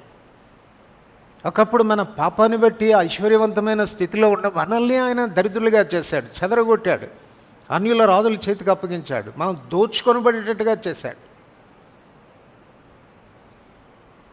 ఇప్పుడు ప్రభుకి ఉద్దేశం ఏంటంటే, మీ పాపాన్ని బట్టి నేను ఆ రీతిగా కోప్పడినా, మీరు చేసిన అపరాధాలను బట్టి మిమ్మల్ని నేను శిక్షించాల్సి వచ్చినా అట్లాగనే ఉంచాలనే నా ఉద్దేశం కాదు. I want to restore you, సమకూర్చాలని కోరుతున్నాను. మీ పితరులైన అబ్రహాము, ఇస్సాకు, యాకోబులతో చేసిన నిబంధనను జ్ఞాపకం చేసుకొని ఆ దేశంలోనికి మళ్ళీ మిమ్మల్ని తీసుకొని రావాలనేది నా ఉద్దేశం. అక్కడ స్థాపించాలనుకుంటున్నాను. రక్షించబడి కూడా దౌర్భాగ్యతలో ఉన్నామా? ఆలోచిద్దాం. మూడవది, ఆ దేశం జీవం గల దేశం, అగాధ జలములు, ఊటలు కలిగినటువంటి దేశం. ప్రభువే చెప్పాడు, అమ్మా నేను ఇచ్చు నీళ్లు త్రాగితే నీలో ఏముంటుంది? జీవం ఉంటుంది. నిత్య జీవమునకై వానిలో ఊరెడి నీతి బుగ్గలాగా ఉంటావు. సో యేసుక్రీస్తు ప్రభువులో మనకు లైఫ్ ఉంది. సో దీన్ని మనం ఏమని చెప్పుకోవచ్చు? సమరయ స్త్రీతో చెప్పినటువంటి ఆ బుగ్గ, ఆ నీటి ఊట వ్యక్తిగతంగా మనకిచ్చే లైఫ్ను గురించి మాట్లాడుతుంది. అంటే మనం బ్రతికేదానికి అవసరమైన జీవం, లైఫ్ టు లివ్, జీవించేదానికి అవసరమైనటువంటి జీవం. యోహాను సువార్త 7వ అధ్యాయం 38, 39 వచనాల్లో అంటాడు, విశ్వసించు వాని కడుపులో నుండి జీవజల ఊట ప్రవహిస్తుందా, నదులు ప్రవహిస్తాయా? నదులు ప్రవహిస్తాయి. సో మొదట మన లైఫ్ కొరకు అవసరమైన జీవం కావాలి. రెండవది ఎటువంటి జీవం ఉండాలా? ప్రవహించే జీవం ఉండాలి. అంటే ఇతరులను కూడా బ్రతికించగలిగినటువంటి జీవం ఉండాలి. ఎహెజ్కేలు 47లో మనం చదువుతాం, ఆ నది ప్రవహించిన చోట్లెల్లా జలచరములు బ్రతికినాయి. సో ఇది అందుకే చెప్పాడు, అది పాలు తేనెలు ప్రవహించు దేశం అన్నాడు. పాలు తేనెల యొక్క నిలయం అనలేదు, పాలు తేనెలు ప్రవహించు, ఇట్ షుడ్ ఫ్లో, అక్కడి నుంచి బయలుదేరి వెళ్ళాలి. సో ఇది రెండు విషయాల గురించి మాట్లాడుతుంది. ఒకటి నిత్య జీవాన్ని గురించి మాట్లాడుతుంది, రెండవది సమృద్ధి అయిన జీవాన్ని గురించి మాట్లాడుతుంది. నిత్య జీవం మన రక్షణను గురించి మాట్లాడుతుంది. సమృద్ధి అయినటువంటి జీవం అనేది మన ద్వారా ఇతరులకు కలిగే రక్షణ గురించి మాట్లాడుతుంది. అంటే ఇతరులను మనం బ్రతికించాలి, చావునకు లోనైనటువంటి వారిని మనం బ్రతికించాలి. సో ఇది మనం పరీక్ష చేసుకుంటే ఈ దేశంలోనికి వచ్చామా మనం? Are you content? సంతృప్తిగా ఉన్నావా? ఆనందించగలుగుతున్నావా? రెండవది, are you a rich person? ఐశ్వర్యవంతుడివేనా? ఇతరులను ఐశ్వర్యవంతులుగా చేయగలుగుతున్నామా? మూడవది, బ్రతుకుతున్నామా? జీవించుచున్నావన్న పేరు మాత్రమున్నది కానీ దేవుమృతుడదే. మన లైఫే మనకు సరిగా లేదు, మనం జీవించాల్సిన విధానంలో మనం సరిగా జీవించడం లేదు. How can you be a blessing to others? ఇతరులకి ఏ రీతిగా ఆశీర్వాదంగా ఉండగలరు? కనుక దేవుడు నిబంధనలోనికి వారిని తీసుకొని రావడం అనేది మొదట దేవుని యొక్క ప్రణాళిక. చెప్పండి, ఈ నిబంధనలోనికి రావడం ద్వారా మొదట దేశాన్ని అనుభవించాలి మనం. ఆ దేశం ఏమిస్తుంది? సంతృప్తినిస్తుంది, ఐశ్వర్యం ఇస్తుంది, ప్రవహించే జీవాన్ని కూడా ఇస్తుంది. సో ఈ అనుభవాలు మన జీవితంలో ఉన్నాయా లేదా చూసుకోవాల్సిన అవసరం. రెండవ విషయానికి వస్తే నిర్గమాకాండం 12వ అధ్యాయం, ఆదికాండం 12వ అధ్యాయం, ఆదికాండం 12వ అధ్యాయం 2వ వచనం అందరికి కలిసి చదువుతాం. నిన్ను గొప్ప జనముగా చేసి, చాలు. సో నిబంధనలో ఉన్నటువంటి రెండవ అంశం ఏంటంటే, I will make the a great nation. నేను నిన్ను గొప్ప జనంగా చేస్తాను అని చెప్పాడు. 18వ అధ్యాయం, ఆదికాండం 18వ అధ్యాయం 18వ వచనం అందరికి కలిసి చదువుతాం. అబ్రహాము నిశ్చయముగా బలము గల గొప్ప జనమగును. దేవుడు అబ్రహాంతో తాను చేసిన ఈ నిబంధనలో పలికిన రెండవ మాట, నేను నిన్ను గొప్ప జనంగా చేస్తాను అని ప్రభు చెప్పాడు. సో ఈ గొప్ప జనముగా చేయబడ్డం అనేటువంటి విషయానికి వచ్చినప్పుడు, వాట్ ఈజ్ ది గ్రేట్నెస్? ఆ గొప్పతనం ఏంటి? ఎందుకు ఇది గొప్ప జనంగా పిలువబడుతుంది అనంటే, మొదటిగా ప్రభు చెప్పాడు ఇక్కడనే 18వ వచనంలో, అతని గొప్ప బలము గల గొప్ప జనమగును. బలము గల గొప్ప జనమగును. సంఖ్యాపరంగా మాట్లాడుతున్నాడు. వాళ్ళు ఆ రీతిగా విస్తరిస్తారు.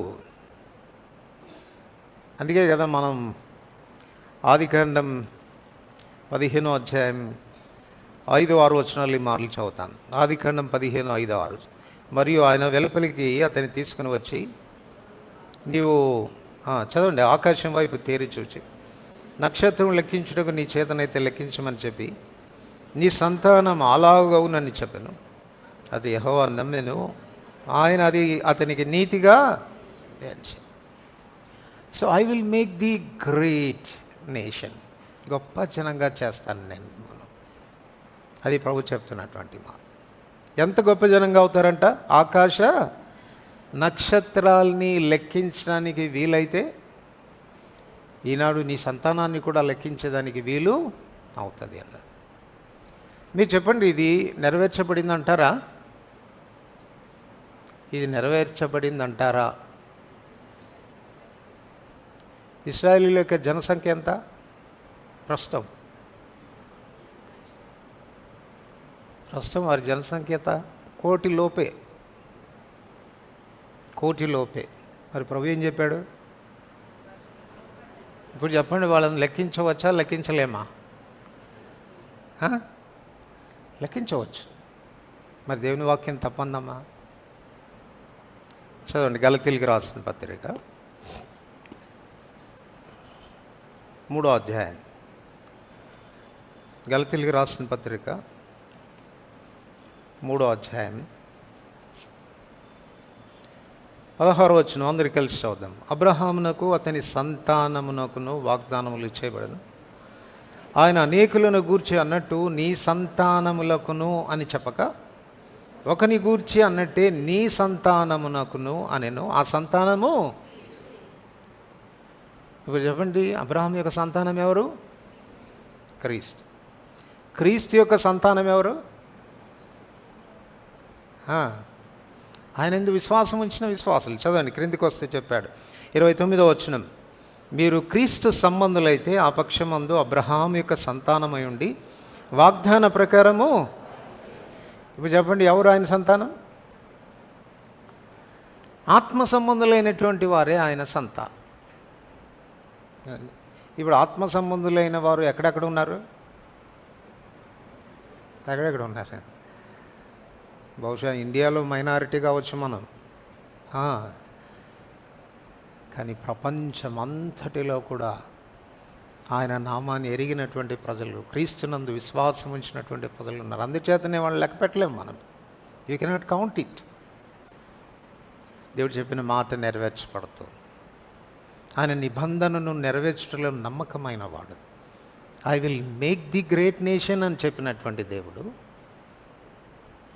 తన కుమారుడైన ఇస్సాకు ద్వారా కలిగిన సంతానమైన క్రీస్తు ద్వారా తన సంతానాన్ని ఆయన వృద్ధి చేసుకుంటూ ఉన్నాడు. They are multiplying.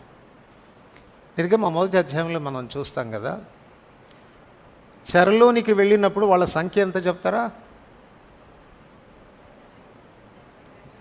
యాకోబు కుటుంబీకులు అందరూ కలిసి 70 మంది, ఓన్లీ 70. బహు అనతి కాలంలో వాళ్ళు విస్తరించడం ప్రారంభించారు. ఎంత విస్తరిస్తున్నారంటే వాళ్ళకి భయం పట్టుకుంది. ఎవరికి? ఊరి నాయన ఇదేం ఇట్టక అంటున్నారు వీళ్ళు. 70 మంది వచ్చారు, ఇప్పుడు ఒక సైన్యంలాగా అయిపోయారు. సో వీళ్ళుగానే ఇట్లా విస్తరిస్తే మామూలుగా కాదు, మళ్ళీ వాళ్ళ కనే బిడ్డలందరూ కూడా దుండుముక్కల్లాగా ఉన్నారు, చాలా బలంగా ఉన్నారు. మనలాగా బలహీనులుగా లేరు. వీళ్ళని కానీ ఇట్లా వదిలిపెడితే యుద్ధం లాంటిది ఏదన్నా వచ్చిందంటే మనల్ని ఓడగొట్టి వెళ్ళిపోతారు. కాబట్టి వీళ్ళు విస్తరించుకున్నట్లు ఏం చేద్దాం వీళ్ళని అని, అసలు వీళ్ళకి రెస్ట్ లేకుండా చేస్తే మంచిది, శ్రమ పెడదాం. వారి చేత పట్టణాలు కట్టించారంట. 11-12 వచనాల్లో మనం చదువుతాం, వారు శ్రమ పెట్టిన కొలది వీళ్ళు ఇంకా ఏం చేయాలో మర్చిపోయింది వీళ్ళకి. ఏందిరా బాబు, శ్రమ పెడితే తగ్గిపోతారు అనుకుంటే ఇంకా విస్తరిస్తూనే ఉన్నారు. ఇక చివరికి శాసనం చేశాడు, మగబిడ్డ పుడితే అని చంపేయండి, నదిలో పడేయండి అంతే. హెబ్రీ స్త్రీలు చురుకైన వాళ్ళంట. ఏ విషయంలో చురుకైన వాళ్ళు? మంత్రసాని అక్కడికి పోకముందే వీళ్ళు కనీసం బిడ్డను దాచిపెట్టేవాళ్ళంట. ఏమ్మా మీకు చంపని చెప్పాం కదా, ఎందుకు మీరు చంపట్లేదంటే, మనలాంటి వాళ్ళు కాదండి వాళ్ళు చాలా చురుకైన వాళ్ళు. పోకముందే కనేస్తున్నారు, దాచేస్తున్నారు. ఏం చేయమంటావో చెప్పు అన్నారు. విస్తరించటం. సో నిన్ను గొప్ప జనంగా చేస్తాను అని చెప్పిన దాంట్లో మొదటి విషయం ఏంటి అని అంటే, దే ఇంక్రీజ్డ్ ఇన్ నంబర్. సంఖ్యాపరంగా వారు వర్ధిల్లుతూ వచ్చినారు. 70 మందిగా ప్రారంభమైనటువంటి వారు ఐగుప్తు చెరలుండి బయటికి వచ్చే నాటికి కాల్బలమే 6 లక్షలు. చాలాసార్లు మీకు చెప్పాను, కాల్బలము 6 లక్షలు అంటే ఎంతమంది ఉంటారో క్యాల్కులేట్ చేసుకోవాలి అని అంటే, వాళ్ళ భార్యలు ఎంతమంది?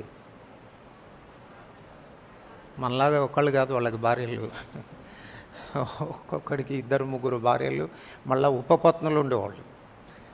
సో అట్లా ఎంతమంది ఉండేవాళ్ళో తెలియదు. సరే, కనీసం నేను అందుకే ఏమంటానంటే యావరేజ్గా 2 వేసుకున్న భార్యలని. వాళ్ళు ఎంతమంది? వాళ్ళు 12 లక్షలు. ఒక్కొక్కళ్ళలాగా మనలాగా ఫ్యామిలీ ప్లానింగ్ లేదు వాళ్ళకి. ఒకరు ముద్దు, 2 చాలు అంటానికి. వాళ్ళు ఒక్కొక్కడు 10 మందిని కనేవాడు. ఒకవేళ యావరేజ్గా 5 వేసుకున్న పిల్లల్ని, వాళ్ళు ఎంతమంది అండి? వాళ్ళే 30 లక్షల. ఇక ఆ దినాల్లో ఒక్కొక్కడు 100 సంవత్సరాలు 120 సంవత్సరాలు బతికేవాడు. అందుకని చేత అమ్మమ్మలు, తాతమ్మలు, నానమ్మలు, జైజమ్మలు ఖచ్చితంగా ప్రతి ఇంట్లో 2 వేసుకోవాల్సింది. నానమ్మ, అమ్మమ్మ 2, జైజీ తాత, జేజమ్మ 2, వాళ్ళొక 4, వాళ్ళొక 4 లక్షలు ఒక్కొక్క కుటుంబానికి. సో అట్లా వేసుకుంటే 6 × 4 వాళ్ళొక 24 లక్షలు. ఇట్లా వేసుకుంటూ పోతే సుమారుగా 70 నుంచి 8 లక్షల పైనే, 80 లక్షల పైనే పోయింది. 70 మంది అంతమందిని అన్నారు వాళ్ళు. ఇప్పుడు ప్రశ్న ఏంటంటే, నువ్వు ఎంతమందిని అంటున్నావు? I will make the a great nation. ప్రభు అది ఇచ్చినటువంటి వాగ్దానం, మనకు తన నిబంధనలో మనకి ఇచ్చిన వాగ్దానం అది. నిన్ను గొప్ప జనంగా చేస్తాను అని చెప్పాడు కదా. ఒక్కళ్ళన్నా కన్నావా? ఇశ్రాయేలు ప్రజల్ని చూడు, వాళ్ళ నిబంధనలోనికి వచ్చినప్పుడు వాళ్ళు సంఖ్యాపరంగా ఎట్లా వృద్ధి పొందారు, బలమైన జనమయ్యారు వాళ్ళు. ప్రభు మనకి వాగ్దానం ఇవ్వలేదా? వారిలో ఒంటరైన వాడు, ఎన్నిక లేనివాడు, మనం పరీక్ష చేసుకోవాల్సిన అవసరం ఉంది. అసలు నువ్వు ఈ దేశానికి వచ్చావా లేదా అనేది అనుమానం కనకపోతే, భౌతికంగా కాదు సుమా, ఆత్మీయంగా పిల్లల్ని కనాలా, సంఖ్యాపరంగా వృద్ధి పొందాలా. ఎంత వృద్ధి పొందాలంటే ఇతరులు చూసి అసూయపడే అంత వృద్ధి పొందాలా. ఓరే నాయన ఏం కంటున్నారా బాబు వీళ్ళు అన్నట్టుగా అసూయపడేనంతగా కనాలా. అట్లాంటి ఆశీర్వాదం నీ జీవితంలో కనపడుతుందా అనేది ఆలోచించుకోవాల్సినటువంటి విషయం. రెండవది, దేవుడు ఎందుకు వారిని గొప్ప జనంగా ప్రభు చెప్తున్నాడు? What is the greatness in them అని అంటే, రెండో విషయానికి వస్తే, ద్వితీయోపదేశకాండం 4వ అధ్యాయం 7-8 వచనాలు. ద్వితీయోపదేశకాండం 4వ అధ్యాయం 7-8 వచనాలు కలిసి చదువుకుంటాం. 4వ అధ్యాయం 7-8 వచనం. ఏలైనగా మనం ఆయనకు మొరపెట్టినప్పుడల్లా మన దేవుడైన యెహోవా మనకు సమీపంగా ఉన్నట్టు మరి ఏ గొప్ప జనమునకు ఏ దేవుడు సమీపంగా ఉన్నాడు? మరియు నేడు మీకు అప్పగించిన ఈ ధర్మశాస్త్రం అంతటిని, కట్టడలను, నీతి గల వీధులను గల గొప్ప జనం ఏది? సో ఇక్కడ 2 విషయాలు కనపడుతున్నాయి మనకు.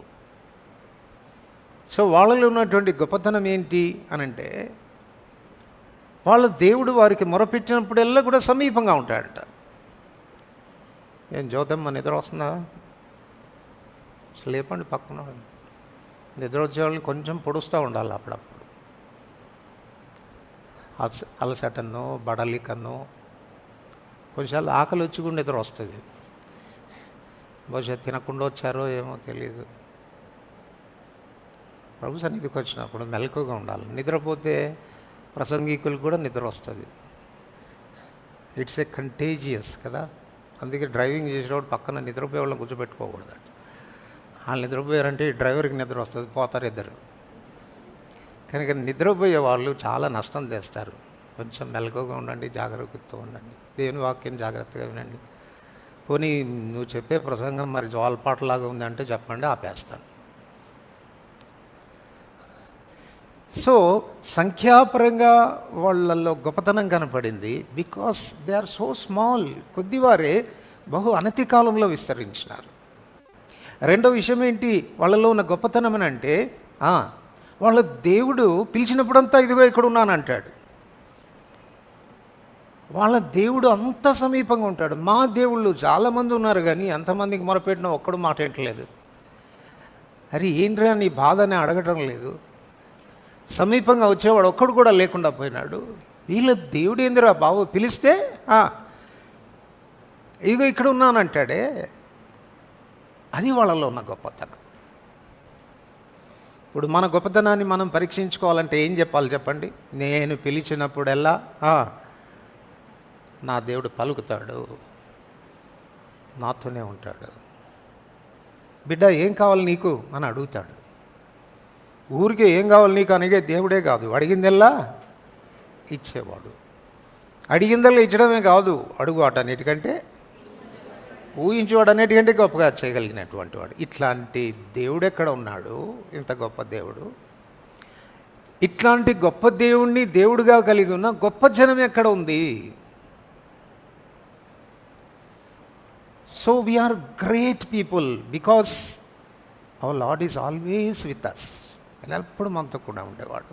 మొరపెట్టినప్పుడల్లా ప్రత్యుత్తరం ఇచ్చేదానికి సమీపంగా ఉండేది. ధైర్యంగా నీ జీవితంలో సాక్ష్యం ఇవ్వగలవా? నా దేవుడు నాతో కూడా ఉన్నాడు, నా ప్రార్థనలన్నిటికీ జవాబిస్తున్నాడు, నాతో మాట్లాడుతున్నప్పుడు ప్రభువా అని పిలిచినప్పుడల్లా ఏం నాన్న నీ బాధ ఏంటి అని అడుగుతున్నాడు. నా బాధ ఆయనతో చెప్పుకుంటే ఆయన నాకు పరిష్కార మార్గం చూపిస్తూ ఉన్నాడు. ఎంత స్పష్టంగా నాతో మాట్లాడుతున్నాడు. That is your greatness. అది నీ గొప్పతనం. సో ప్రభువు రెండోదిగా మనల్ని గొప్పవారినిగా చేశాడు. Because our God is great. ఆయన పిల్లలు మనం కూడా గొప్పవారమే. సో ఇది మనం నిర్ధారణ చేసుకోవాలి. నువ్వు గొప్పవాడివి అన్నదానికి రుజువు ఏంటంటే నీ దేవుని సన్నిధి ఎల్లప్పుడూ నీకు తోడుగా ఉంటుంది. You will feel his presence. ఆయన సన్నిధిని నువ్వు అనుభవించగలుగుతావు. కొన్నిసార్లు సౌల్లాగా ఉంటాయి మన జీవితాలు. సౌల్లాగా చెప్పాల్సి వస్తుంది. ఏమని? నాకు ఆయన మాట్లాడడం లేదు, నా కలలో కూడా కనపడడం లేదు, నేను ఎన్నిసార్లు విచారణ చేసినా ఆయన నాతో మాట్లాడకుండా ఉన్నాడు. పోనీ కనీసం ప్రవక్తలన్నా పంపించి నాతో మాట్లాడతాడు అనుకుంటే అట్లా కూడా ఎవరిని పంపడం లేదు. ఆయన సన్నిధిని నేను అనుభవించలేకపోతా ఉన్నాను. సమూయేలుని పిలిపించాడు సమాధిలో నుంచి. ఇది నా గతి, ఏం చేయమంటావు అని అంటే సమూయేలు బయటకు వచ్చి, ఒరే బాబు ఎందుకరా పిలిచావు నన్ను? దేవుడు నిన్ను ఎడబాసి నీకు పగవాడు కాగా నేను మాత్రం నీకేమీ చేయగలను. ఓ విశ్వాసి, నీ జీవితంలో నిర్ధారణ చేసుకో, నీ ప్రభు నీతో ఉన్నాడా? Do you feel his presence? ప్రార్థించినప్పుడెల్లా, పలికినప్పుడెల్లా ప్రభు నీతో కూడా ఉన్నాడు అన్న భరోసా నీకు కలుగుతూ ఉందా? Are you enjoying his presence? అది నీకున్న గొప్పతనం. అదే వచనంలో 8వ వచనంలో చెప్పాడు, మరియు నేడు నేను మీకు అప్పగించుచున్న ఈ ధర్మశాస్త్రం అంతటిలోనున్న కట్టడలను నీతి విధులు గల గొప్ప జనమేది. వై వీఆర్ గ్రేట్ అనంటే దేవుడు మనకిచ్చిన ధర్మం, దేవుడు మనకిచ్చిన ధర్మశాస్త్రం, దేవుడు మనకిచ్చిన కట్టడలు, నీతి విధులు మనకున్నట్టుగా ఏ లోకానికి ఏ ప్రజకు కూడా లేదు. మీకు ఒక విషయం తెలుసా అండి? Every constitution of every country is derived from the law of Moses. మోషే ఇచ్చినటువంటి ధర్మశాస్త్రం నుండి ప్రతి రాజ్యం యొక్క ధర్మం, కాన్స్టిట్యూషన్ డిరైవ్ చేయబడింది. అక్కడి నుంచి దాని విధులను అక్కడి నుంచి తీసుకొని రాసుకున్నారు. అంటే మూలం అది. ఇప్పుడు ప్రభు అంటున్నాడు, నేను మీకు ధర్మం ఇచ్చాను, ధర్మశాస్త్రాన్ని ఇచ్చాను, విధులు ఇచ్చాను, నా కట్టడలను ఇచ్చాను. ఎవరికి ఉంది చెప్పు ఇలాంటి ఆధిక్యత? ఏ జనానికి ఉంది ఇటువంటి నీతి విధులు? ఎందుకు ఇచ్చాడు ఈ నీతి విధులు, ఈ ధర్మం ఎందుకు ఇచ్చాడు అనంటే, ఒక మనుషుడు ధర్మానుకూలంగా నడుచుకోవడానికి, నైతికమైన విలువలు కలిగి జీవించడానికి, ఒక వ్యక్తి యొక్క వ్యక్తిత్వము స్థిరపడినట్లు దేవుడు ఈ ధర్మాన్ని ఇచ్చాడు. ఈనాడు ఎందుకు ఒక విశ్వాసి జీవితం స్థిరపరచబడింది? లోకస్తుల్లాగా ఎందుకు మనం ఉండం? లోకస్తుల్లాగా ఎందుకు మాట్లాడడం? లోకస్తుల్లాగా ఎందుకు ప్రవర్తించం? లోకస్తులు తీసుకునేటట్టుగా లంచాలు ఎందుకు తీసుకోం? లోకస్తుల్లాగా అన్యాయంగా ఎందుకు బ్రతకం? బికాస్ ఆఫ్ హిస్ లా, ఆయన ధర్మశాస్త్రాన్ని బట్టి. పై వచనంలో రాశాడు, 6వ వచనం అందరు కలిసి చదువుతాం. ఈ కట్టడలన్నిటినీ మీరు గైకొని అనుసరించవలను, వాటిని గూర్చి విను జనముల దృష్టికి అదే మీకు జ్ఞానము, అదే మీకు వివేకం. వారు చూచి నిశ్చయముగా ఈ గొప్ప జనము జ్ఞాన వివేచన గల జనమని. సో మన ధర్మశాస్త్రాన్ని అనుసరించి మనం నడుచుకుంట ద్వారా మన జీవితాల్లో కలిగేటువంటి పరివర్తనను లోకం చూసినప్పుడు ఎట్లా ఉండగలుగుతున్నారు? ఈ రీతిగా ఇంత నీతిగా ఎలా బ్రతకగలుగుతున్నారు? ఇంత న్యాయంగా ఎలా బ్రతకగలుగుతున్నారు? ఇది దేవుడు వారికి ఇచ్చిన ధర్మశాస్త్రమే కారణం. కనుక ఈ జనము జ్ఞాన వివేచన గల గొప్ప జనం అని చెప్పండి. అర్థం చేసుకో, వాక్యానుసారంగా నడిస్తే నువ్వేమవుతావు? జ్ఞాన వివేచన గలవాడవుతావు. వాక్యానుసారంగా నడుచుకోకపోతే దానికి ఆపోజిట్ చెప్పండి, అంతే సరిపోద్ది. అవివేకులము, బుద్ధిహీనులము. బుద్ధిహీనులను చూసి ఏ ప్రజలైనా ఎంత గొప్పవాడివిరా నువ్వు, చాలా గొప్ప బుద్ధిహీనుడివి అని అంటారా? చెప్పండి. నిన్ను గొప్ప జనంగా చేస్తాను అని దేవుడు చెప్పినప్పుడు ఈ విషయాలు వారి జీవితాల్లో కనపడ్డాయి. ఒకటి, వారు దేవుని సన్నిధిని అనుభవించగలిగారు. రెండవది, వారు ధర్మశాస్త్రాన్ని అనుసరించి నడుచుకొనుట ద్వారా వారు వివేచన గల గొప్ప జనంగా చేయబడ్డారు. మూడవది, ఆ ధర్మాన్ని అనుసరించి నడుచుకున్నట ద్వారా నీతి గల జనమని లోకం గుర్తించింది వారిని. ఇది మనలో కనపడాల్సిన గొప్పతనం. ఇక మూడో విషయానికి వస్తే, ఆదికాండం 12వ అధ్యాయం 3వ వచనం. ఆదికాండం 12వ అధ్యాయం 3వ వచనం అందరు కలిసి చదువుకుంటూ. నిన్ను ఆశీర్వదించేవాడిని ఆశీర్వదించదును, నిన్ను దూషించువాన్ని శపించదను. భూమి యొక్క సమస్త వంశములు నీయందు ఆశీర్వదించబడునని అబ్రాహాముతో అనగా, నిన్ను ఆశీర్వదించేవారిని ఆశీర్వదించదను, నిన్ను దూషించేవారిని చెప్పాడు కదా దేవుడు. కాబట్టి మనల్ని దూషించే వాళ్ళందరి మీద శాపం పెట్టాలనుకోకండి. శపించాల్సింది ఎవరు? అది ఆయనకు వదిలిపెట్టాలి, మనం చేయకూడదు ఆ పని. That's not our work. నిన్ను దూషించేవారిని శపిస్తానని చెప్పాడు కనుక నన్ను దూషిస్తే నాశనం అయిపోతావు, నీ కుటుంబం పాడైపోతుంది అని కొంతమంది బెదిరిస్తూ ఉంటారు. నీ బెదిరింపులు ఏమీ పనిచేయవు, పస ఉండదు అందులో. అర్థమైందా? ఆ పని చేయాల్సింది దేవుడు. సో అది మనం వదిలిపెట్టేద్దాం దేవుడికి. రెండవది, మన వంతు కర్తవ్యంగా నీ మూలంగా భూమి యొక్క సకల వంశాలు ఆశీర్వదించబడాలి. నీ మూలంగా సకల వంశాలు ఆశీర్వదించబడాలి. కనుక సకల వంశాలు మన మూలంగా ఆశీర్వదించబడడానికి కారణం ఏంటి అని అంటే, ఇంతకుముందు నేను చెప్పాను, దేవుని యొక్క ఉద్దేశాల్లో ఒక ఉద్దేశం ఏంటంటే, ఇశ్రాయేల్ యొక్క జనాంగము ద్వారా దేవుడు మెస్సయ్యాన్ని లోకానికి తీసుకొని రావాలని కోరాడు. మెస్సయ్య ద్వారా లోకాన్ని దేవుడు ఆశీర్వదించాలని కోరాడు. సో ఇప్పుడు ఇశ్రాయేల్ యొక్క పని ఏంటి అని అంటే, టు బ్రింగ్ అవుట్ మెస్సయ్య, మెస్సయ్యాని వెలుపలికి తీసుకొని రావడం, మెస్సయ్యాని వెలుపలికి తీసుకొని రావడం, లోకానికి మెస్సయ్యాని కనపరచడం. అది వారి మీద ఉన్నటువంటి బాధ్యత, వారి విషయంలో దేవుని ఉద్దేశం అది. యూదా, బెత్లెహేమ, నువ్వు ఇశ్రాయేలు గోత్రాల్లో అల్పదానివైన ఇశ్రాయేలును ఏలబోవాడు నీలోండి వస్తాడు.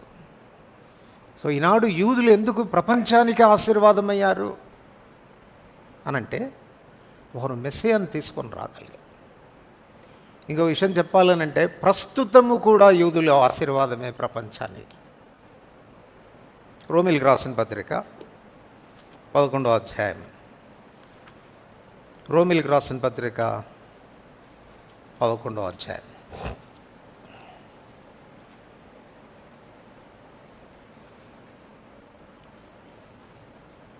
పన్నెండవ వచనం అందరికి కలిసి చదువుకుంటాం. 11, 12. వారికి రోషం పుట్టించుటకై వారి తొట్టుపాటు వలన అన్యజనులకు. సో యూదులు తొట్టుపాటు వలన ఏం కలిగిందంట? వాళ్ళే తొట్టుపడి ఉండకపోతే, వాళ్ళే రక్షకుడైన ప్రభువును నిరాకరించి ఉండకపోతే, వాళ్ళు ఆయనను సిలివేసి ఉండకపోతే ద్వారం మనకు తెరవబడి ఉండేది కాదు. వారి తొట్టుపాటు వలన మనకేం కలిగింది? రక్షకుడైన ప్రభువును మనం ఎరగగలిగాం. ఇప్పుడు అదే వచనం మళ్ళా చదువుదాం. వారి తొట్టుపాటు వలన అన్యజనులకు రక్షణ, వారి తొట్టుపాటు లోకమునకు. వారి తొట్టుపాటు వలన ఈ దినాన వాళ్ళు ఆ స్థితిలో ఉన్నారు. ఏ స్థితిలో? ప్రస్తుతం ఉన్నటువంటి ఇశ్రాయేలీలు. ఈవెన్ ఆ స్థితిలో ఉండి కూడా లోకానికంతా వాళ్ళు ఐశ్వర్యవంతులు అవుతున్నారు. గ్రేట్ టెక్నాలజీ ఎవరి దగ్గర నుంచి డిరైవ్ అవుతుంది చెప్పండి? ఇశ్రాయేలీల నుండి. ప్రపంచమంతా మేల్పొందుతుంది. ప్రపంచమంతా ఐశ్వర్యవంతులు కావడానికి వాళ్ళు దోహదపడుతూ ఉన్నారు. వాళ్ళు ఇప్పుడు ఏమైనా ఆత్మీయమైనటువంటి సరైన స్థితిలో ఉన్నారంటే లేదు, వాళ్ళు తొట్టుపాటులోనే ఉన్నారు. స్టిల్ వాళ్ళు లోకానికి ఐశ్వర్యాన్ని అందచేయగలుగుతున్నారు. 15వ వచనం అందరు కలిసి చదువుతాం. వారిని విసర్జించుట లోకమును దేవునితో సమాధానపరచుట అయిన ఎడల వారిని చేర్చుకునుట ఏమగును? మృతులు. వారిని విసర్జించడం వలన లోకం ఏమైందంట? దేవునితో సమాధాన పడింది, రికన్సైల్ అయింది. దేవుడు ఒకవేళ రేపొద్దున వాళ్ళని తిరిగి సమకూర్చుకొని తన నిబంధనను అనుసరించి తన ప్రజగా వాళ్ళని అంగీకరించి వారిని సమకూర్చిన తర్వాత ఇంకెంత బ్లెస్సింగ్గా ఉంటారో ఆలోచించండి. వాళ్ళు తొట్టుపాటులోనే ఇట్లా లోకానికి ఐశ్వర్యంగా ఉంటే, వారి తొట్టుపాటే లోకానికి రక్షణ అయితే, వారి తొట్టుపాటే మనుషులు దేవునితో సమాధాన పడడానికి కారణమైతే, వారి తొట్టుపాటే చచ్చినోడు బ్రతకడానికి జీవమైతే, వారి సమకూర్చబడుట ఎంత గొప్ప ఆశీర్వాదం. ఇక్కడ ఒక మాట మనం గుర్తించాలి. 12వ వచనం చూడండి. వారికి రోషం పుట్టించుటకాయి. దేవుడు ఎందుకు మనకు రక్షణ ఇచ్చాడంట? ఎందుకు మనల్ని ఐశ్వర్యవంతులుగా చేశాడంట? ఎందుకు మనల్ని తనతో సమాధానపరుచుకున్నాడంట? ఎందుకు మనల్ని బ్రతికించాడంట? టు ప్రొవోక్ దెమ్, వారికి రోషం పుట్టించేదానికి. ఇప్పుడు ప్రశ్న ఏంటంటే, మనల్ని యూదులుగా చూస్తే ఎంత ఐశ్వర్యవంతులురా వీళ్ళు, ఎంత సమాధాన స్థితిలో ఉన్నారు వీళ్ళు, ఎంత జీవం వీళ్ళల్లో ఉట్టిపడుతుంది, ఇదంతా మాది కదా, మాది వీళ్ళు అనుభవిస్తున్నారే అని వాళ్ళకి రోషం రావాలంట. ఏమైనా రోషం వస్తుంది మనల్ని చూస్తే? ఏమైనా రోషం వస్తుందా? రక్షణ మాత్రం పొందాం కానీ ఐశ్వర్యం లేదు. రక్షణ మాత్రం పొందాం కానీ నెమ్మది లేదు. రక్షణ మాత్రం పొందాం కానీ జీవించుచున్నామన్న పేరు మాత్రం ఉండి చచ్చిన వాళ్ళతో సమానంగా ఏం రోషం వస్తుంది వాళ్ళకి చెప్పండి? ఈనాడు ఆత్మీయ సంతానం, అబ్రహాం సంతానమైనటువంటి మనం పాలుతేనెలు ప్రవహించే దేశం యొక్క అనుభవంలోనికి వచ్చాము అన్నదానికి రుచివేంటి, దేవుని పర్పస్ ఏంటి అనంటే, ఈనాడు వాళ్లకు రోషం పుట్టించి వాళ్ళు మళ్ళీ ప్రభు వైపు తిరిగినట్టుగా చేయాల్సిన ఐశ్వర్యవంతమైన స్థితిలో మనం కనపడాలి. Are you a blessing? వారిని పడిపోయిన స్థితిలోనే దేవుడు ఆశీర్వాదంగా ఉంచితే, వాళ్ళు సమకూర్చబడితే ఇంకెంత ఆశీర్వాదం అవుతారు. మరి నువ్వేమో నేను రక్షించబడ్డాను, సమకూర్చబడ్డాను, విమోచించబడ్డాను, విమోచన పాటలు పాడుతున్నాను, గీతాలు పాడుతున్నాను అని ఒట్టి మాటలు చెప్పి ఈ దేశం యొక్క అనుభవంలోనికి నువ్వు రాకపోతే, ఆయన నిబంధనలు 3 విషయాలు చెప్పుకున్నాం మనం. చెప్పండి. మొదటిది, ఒకటో రెండో చెప్పి అడగాలి, కానీ మొత్తం చెప్పిన తర్వాత అడిగితే ఎలాగండి అంటారా? దేశాన్ని మనం స్వతంత్రించుకోవాలి. రెండవది, గొప్ప జనంగా లోకం మనల్ని గుర్తించాలి. మూడవది, వారికి మనం ఆశీర్వాదంగా ఉండాలి. పరీక్ష చేసుకుందాం, ప్రార్థన చేసుకుంటాం.